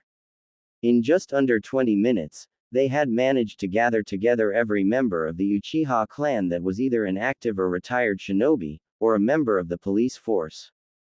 The room they had gathered in was rather plain in its design. The walls were made of a dull gray stone with seal tags placed at random points along them and a plain wooden floor. At the front of the room was a small alcove that housed the sacred tablet of the Uchiha, the tablet that held all of the lost secrets of the clan. On either side of the tablet were carvings of the Uchiha clan symbol, with two larger, intricate carvings on the sides of the alcove. "Why have you called this meeting Fugaku-sama?" asked Yashiro Uchiha, standing alongside his partners from the police force, Anabi and Tekka Uchiha. Turning towards the gray-haired Uchiha, Fugaku began the meeting. "I didn't. Itachi was the one who requested this meeting take place." A few murmurs came from the gathered Uchiha. It was well known within the clan that Itachi hated these kinds of meetings. For him to request that one be convened, something was very wrong. He didn't tell me what it was that caused him to ask for this meeting, but he did say that it was vital to our clan's survival. A few gasps could be heard from the gathered shinobi as another member of the Uchiha police stepped forward. "What do you mean vital to the clan's survival?" asked the man with a shaky voice that betrayed the anxiety he was feeling. Stepping forward to stand beside his father, Itachi began his tale. "Earlier today, as I was going to retrieve a mission for my squad, I overheard a meeting between the Sandaime and the elders. Apparently, the tracking squad that Shisui had been assigned to had returned earlier today." Fighting back a small sob, Itachi lowered his head, his hair casting a shadow over his eyes. "But, only 2 members of the team returned." A small, shocked sob escaped the young shinobi as he fought to keep his emotions under control. Shisui was not one of them. He was killed during an encounter with Jiraiya and Tsunade. Silence enveloped the gathered Uchiha as the news of Shisui's death settled into everyone's minds. Being a shinobi clan had forced them to accept the fact that any one of them could die at any moment, but even then, it didn't lessen the impact the death had. The death of Shisui, though, was going to have an even larger impact on the clan than normal. Not only was he the only modern wielder of the Mangekyo Sharingan, he was also considered a son to almost everyone in the clan. When he was just a young boy, he witnessed his parents' deaths at the hands of some bandits that had managed to enter the village. Overcome with grief at the loss of his parents, Shisui awakened his Mangekyo and used Kotoamatsukami on the bandits, forcing them to kill each other. Ever since, he had lived alone in his family's old house, but he had been unofficially adopted by everyone else in the Uchiha clan, including the young children who considered him a brother. Composing himself again, Itachi wiped away the few stray tears that had escaped his eyes. "However, that is not the main reason I asked for this meeting. During the Sandaime's meeting with the elders, I learned that they don't even care that Shisui is dead, they are only upset over the loss of his eyes." Spat the teen as his killing intent started to spike. The young man's killing intent was joined by that of every other Uchiha present. "In 2 days they plan on capturing multiple Uchihas so that they can use our eyes in some kind of experiment." Gasps of both horror and utter shock resonated throughout the chamber as many of the assembled Uchiha instinctively activated their Sharingans. "They have gone too far this time," said an Uchiha elder as his Sharingan began to spin. "First the Nadaime ostracizes us to the outskirts of the village, under the guise of maintaining the peace, and now the Sandaime wishes to use us as no more than guinea pigs. We cannot let this betrayal go without consequence, we must strike them before they strike us." Shouts of agreement came from many of the assembled Uchiha, but others were more hesitant. "How do you propose we strike? Because of the Nadaime we have lost favor with the populace. Gaining any kind of support for something we don't even have physical proof for would be impossible. Then we will have to settle with a coup d'état," said another Uchiha elder as she stepped forward. "Even if we don't have the support of the people, we cannot sit idly by and watch as this atrocity happens." This continued for the next several minutes. Many of the younger Uchihas present were in favor of a preemptive strike, and while the older ones were somewhat hesitant, they were quickly beginning to agree. While all of this was going on, Fugaku had remained quiet as he considered all of the possibilities open to them. Nodding to himself, Fugaku opened his eyes to reveal his own Sharingan. Silence. The arguing quickly ended as Fugaku caught the eye of many, daring them to ignore his orders. While I agree that something must be done, a full-out coup is simply not possible with our forces alone. Then what do you propose, father? Asked Itachi, though he had a pretty good idea as to what his father could be planning. Simple. We cannot win an all-out fight against the might of the village, so we will do the next best thing. We will assassinate the Hokage and elders before they have a chance to go through with their plans. Murmurs of agreement came from the assembled Uchiha as they thought over Fugaku's plan. Then it is settled. Tomorrow a team of assassins will find and execute the Hokage and elders for their crimes against the Uchiha clan. Everyone present nodded in understanding, but before anyone could move, Itachi moved to stand in front of his father. Father, I request that I be the one allowed to lead the mission. Why is that, Itachi? Asked Fugaku. He knew Itachi's skills would be excellent for this kind of mission, but he was worried his son's emotions might overwhelm his common sense if something went wrong. Shisui was the closest thing to a big brother I ever had, and with his death, I have inherited his legacy. This statement was met with quirked eyebrows from almost everyone present. They knew that Itachi viewed Shisui like an older brother, but what did he mean by inheriting his legacy? Channeling even more chakra into his eyes, Itachi's fully matured Sharingan began spinning before it morphed into the three-bladed shuriken of his newly awakened Mangekyo. Fugaku took a step back in shock as he stared at his son's eyes. So that is what you meant by his legacy, whispered the Uchiha clan head, earning a nod from Itachi. Turning around so that everyone else could see his new eyes, Itachi continued, ignoring the shocked gasps of his clansmen. This is Shisui's legacy. My eyes were created by his death, and with them I will uphold his legacy by bringing those who have besmirched his name to justice. Everyone inside of the chamber couldn't help but marvel at Itachi's declaration. Not since the time of the Endless War had an Uchiha shown such drive and dedication, or held such potential to become great. He may have only been 15, but every Uchiha present knew then and there, that Itachi was destined to become a great shinobi, and also, a great leader for the Uchiha clan. Regaining his composure, Fugaku stepped forward and placed a hand on Itachi's shoulder. Very well, Itachi, I am placing you in charge of this mission. Make sure you have a team ready to begin the operation by noon tomorrow. We will go over the finer details then. Nodding in understanding, Itachi deactivated his eyes and moved to exit the chamber, with everyone else following shortly after. Hokage Tower. A few minutes later, the Hokage was looking out over Konoha as he silently went over plans to ensure the complete eradication of the Uchiha clan, after they had captured all that they needed, of course. Despite the small number of ninja they have, they are all very skilled, and with their Sharingans, there is no telling what kind of jutsu they might pull out.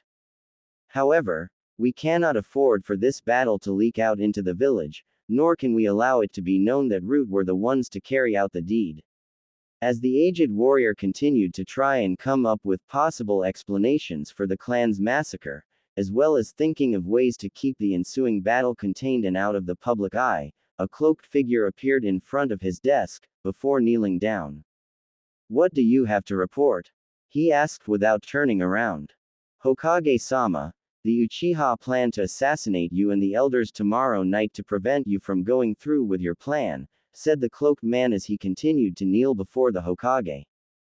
The Hokage stayed silent as he factored this new piece of information into his plans before turning around to face his spy. Very well, I expected them to do something like this anyway. No matter, we will just have to move up our plan to attack them to tomorrow night as well. Is there anything else you wish to report?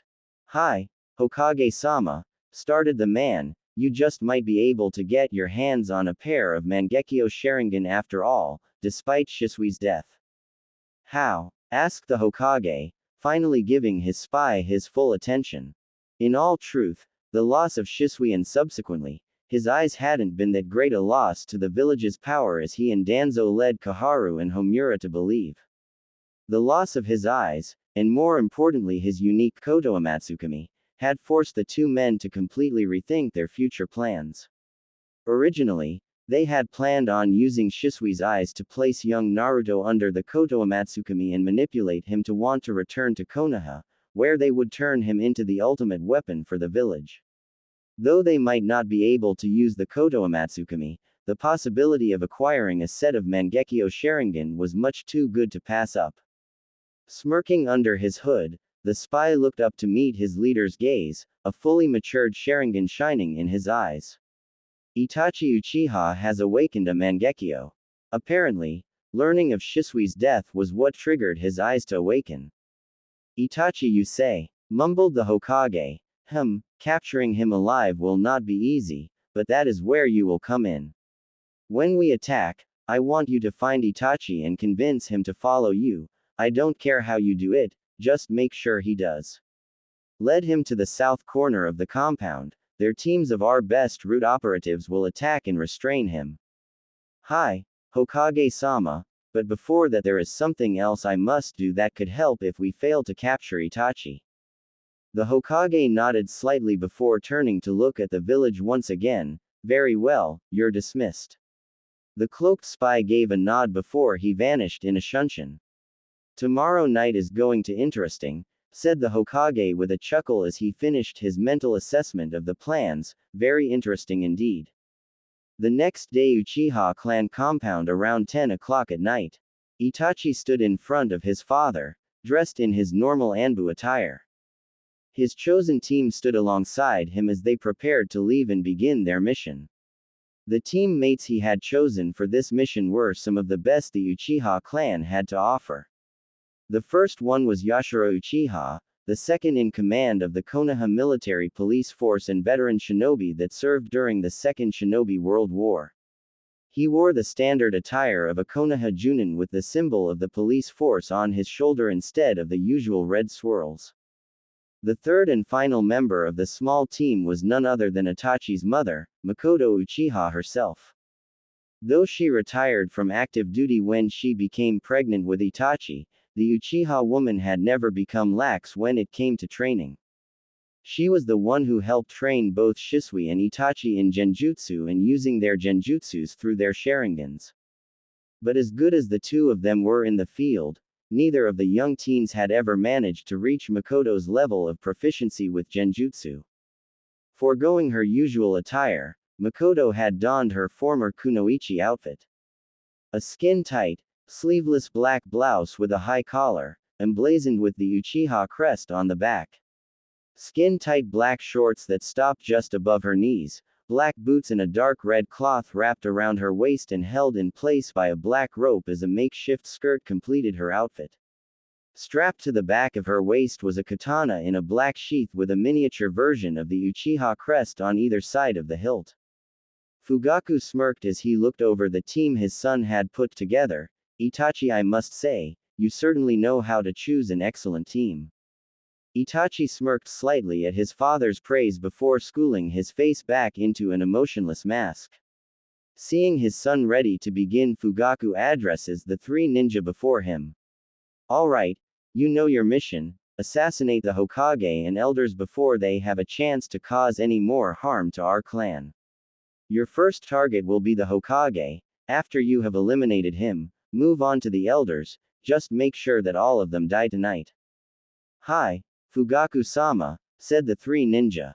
Just as they were about to jump away and begin their mission, a large light blue barrier appeared around the entire Uchiha compound. What the? Started Itachi only to be interrupted by a blood-curdling scream from across the compound. Let's move, said Fugaku as he jumped away towards the source of the scream, with Itachi, Makoto, and Yashiro in hot pursuit.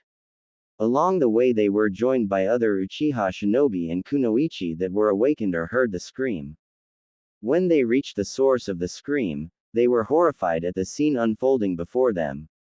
Bodies littered the streets of the Uchiha compound, some of them once belonging to shinobi and kunoichi wearing blank Anbu masks, but most of them belonging to former Uchihas. What horrified them the most was that the Uchiha bodies were not only the ones of Uchiha ninja, but also those of civilians and worst of all, children and infants. Overcome with rage at the sight of their clansmen being killed, the assembled Uchiha sprang headfirst into the fray to avenge their fallen brethren. Just outside the compound same time, the Hokage and Danzo stood before 100 root Anbu in an underground stronghold, just outside of the Uchiha compound perimeter. As you all know, the Uchiha clan will attempt to assassinate myself, Danzo and the other elders tonight. This cannot be allowed to happen. Once the barrier team is ready, they will raise a barrier that will trap all of the Uchihas inside the compound.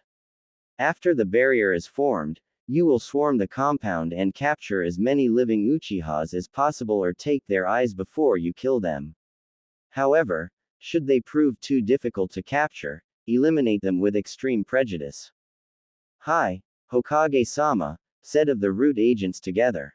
The Hokage turned to Danzo and nodded before he vanished in a shunshin back to his office to await the report from his former rival. Said bandaged shinobi spoke into the communicator in his ear, barrier team, seal off the compound. At once Danzo-sama, replied a static-filled voice from the other end. Turning back to the gathered root shinobi, Danzo gave the command that would spell the end of the Uchiha clan. Begin the assault. With Itachi, Fugaku and Makoto, the three Uchihas were tearing through the root forces like a hot knife through butter. Itachi and Makoto were cutting down any and all enemies that came near them with their katanas, while Fugaku was unleashing a myriad of jutsu at the invading root shinobi. I guess it's a good thing Sasuke decided to stay after school again to train, said Itachi as he cut down another enemy before placing 3 more under a genjutsu and leaving them to kill each other. Yeah, I just hope they don't find him there and he can stay away until we get rid of these pests, said Makoto as she beheaded a root kunoichi and launched a hail of kunai at some more approaching ones. Stay focused you two, we have to prevent them from getting any further into the compound, shouted Fugaku as he killed another group of root Anbu with a Kaden jutsu. Nodding to themselves, Itachi and Makoto jumped towards an approaching group of root shinobi and began to cut them down with a deadly dance of blades. A block away same time. How are you doing, Tekka? Asked Yashira as he slit another root Anbu's throat with his kunai. A few feet away, one of his longtime partners roasted another enemy with fire-infused tanto. Pretty good, but where the hell is Anabi? I thought he was supposed to be on watch duty tonight, said Tekka as he jumped over to Yashira so they were back to back. Before the veteran Uchiha had a chance to respond, the root shinobi surrounding them suddenly stopped and backed away, forming a large circle around the 2 Uchiha shinobi. What the hell? Why did they stop? Mumbled Yashira as he settled into a defensive stance. They stopped because I ordered them to, said a familiar voice as from above them. The 2 surrounded Uchihas looked up at a nearby rooftop only to see a cloaked figure staring back at them with a pair of Sharingan eyes. Who the hell are you? Asked Tekka as he activated his own Sharingan, with Yashira following shortly after. The cloaked figure chuckled slightly but made no motion to move from his place on the roof. Why don't you tell me, Tekka? Yashira, surely your Sharingans can recognize the chakra of your own partner. Anabi? Asked Yashira, hoping his eyes were playing tricks on him. Chuckling again, the cloaked figure pulled down his hood to reveal the smirking face of Anabi Uchiha. Why? Why would you betray the clan like this? Why would you betray us, your best friends? I thought that would have been obvious, said Anabi as he jumped and landed across from his best friends. It's time I avenged my ancestors' betrayal. Consider me the second coming of Madara Uchiha. He shouted before throwing away his cloak and unsheathing the katana attached to his hip. Channeling chakra into the weapon, the blade began to glow a bright red before erupting into flames. Charging forward with his blazing sword at the ready, Anabi brought his blade forward with the intent of severing Tekka's head from his shoulders. Reacting before his stunned comrade could, Yashira jumped in front of the charging Anabi and blocked the flaming sword with a chakra-infused kunai. This seemed to snap Tekka out of his daze as he jumped over the two clashing shinobi and threw a few shuriken at Anabi. Breaking off from his struggle with Yashara, Anabi jumped to the side to avoid the lethal stars. Landing a few yards away from the two Uchihas, the traitorous Uchiha brought his sword back and swung it towards his former comrades. Kaden, Cry of the Phoenix. A wave of fire launched from the katana before taking the shape of two phoenixes. Shit! Tekka move! Shouted Yashara as he sped through hand seals. Sweden. Water bullet jutsu. Bringing his right hand up to his lips, he launched multiple balls of compressed water at the oncoming phoenixes. The two jutsus collided and formed a thick cloud of steam that covered almost the entire block. Take them! Shouted Anabi from within the cloud. As one, all of the root Anbu moved into the cloud and restrained the two Uchihas. Clearing the steam with a quick Fuden jutsu, Anabi was greeted with the sight of his two best friends being held down by root Anbu. Walking up to the two captive shinobi, Anabi brought his katana forward so it was poised at Yashara's neck. Sorry guys, I would have loved to continue this little fight, but sadly I have other things that I have to take care of.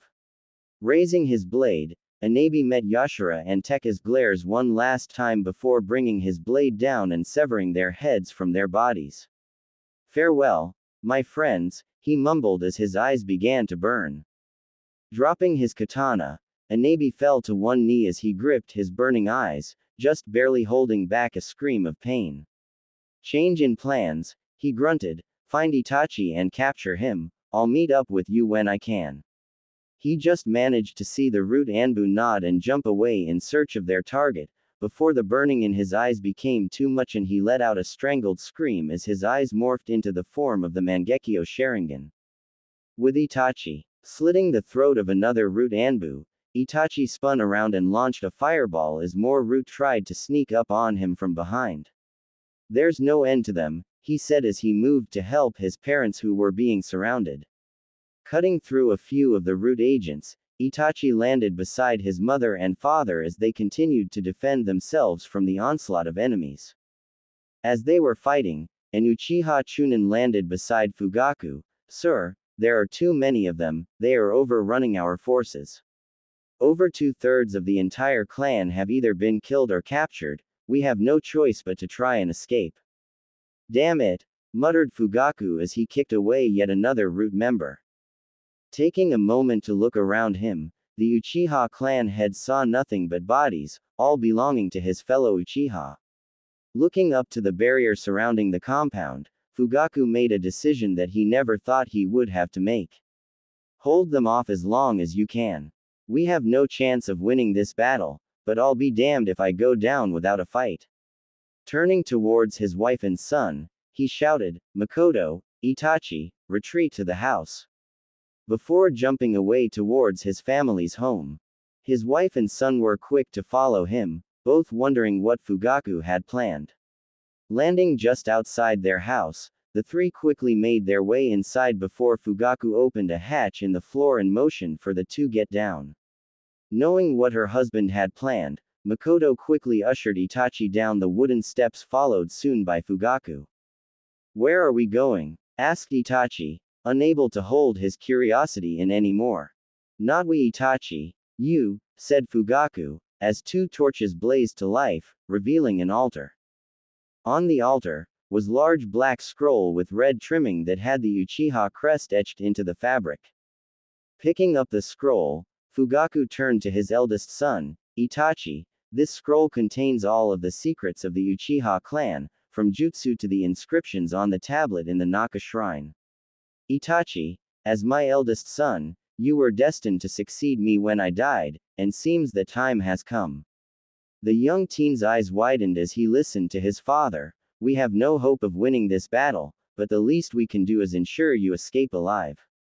What? No, I won't leave you two to your deaths, shouted Itachi as his Sharingan morphed into the form of his Mangekyo. I can help fight them off with these eyes, I won't just. That's enough Itachi, shouted Fugaku as he starred into his son's Sharingan with his own. You have not yet mastered the use of your eyes, and don't forget what happens when you overuse a Mangekyo. Walking up to his firstborn, the Uchiha clan head placed the scroll into his son's hands. You must escape Itachi, live to fight another day. Your mother and I will hold them off as long as we can, but you must leave as quickly as possible.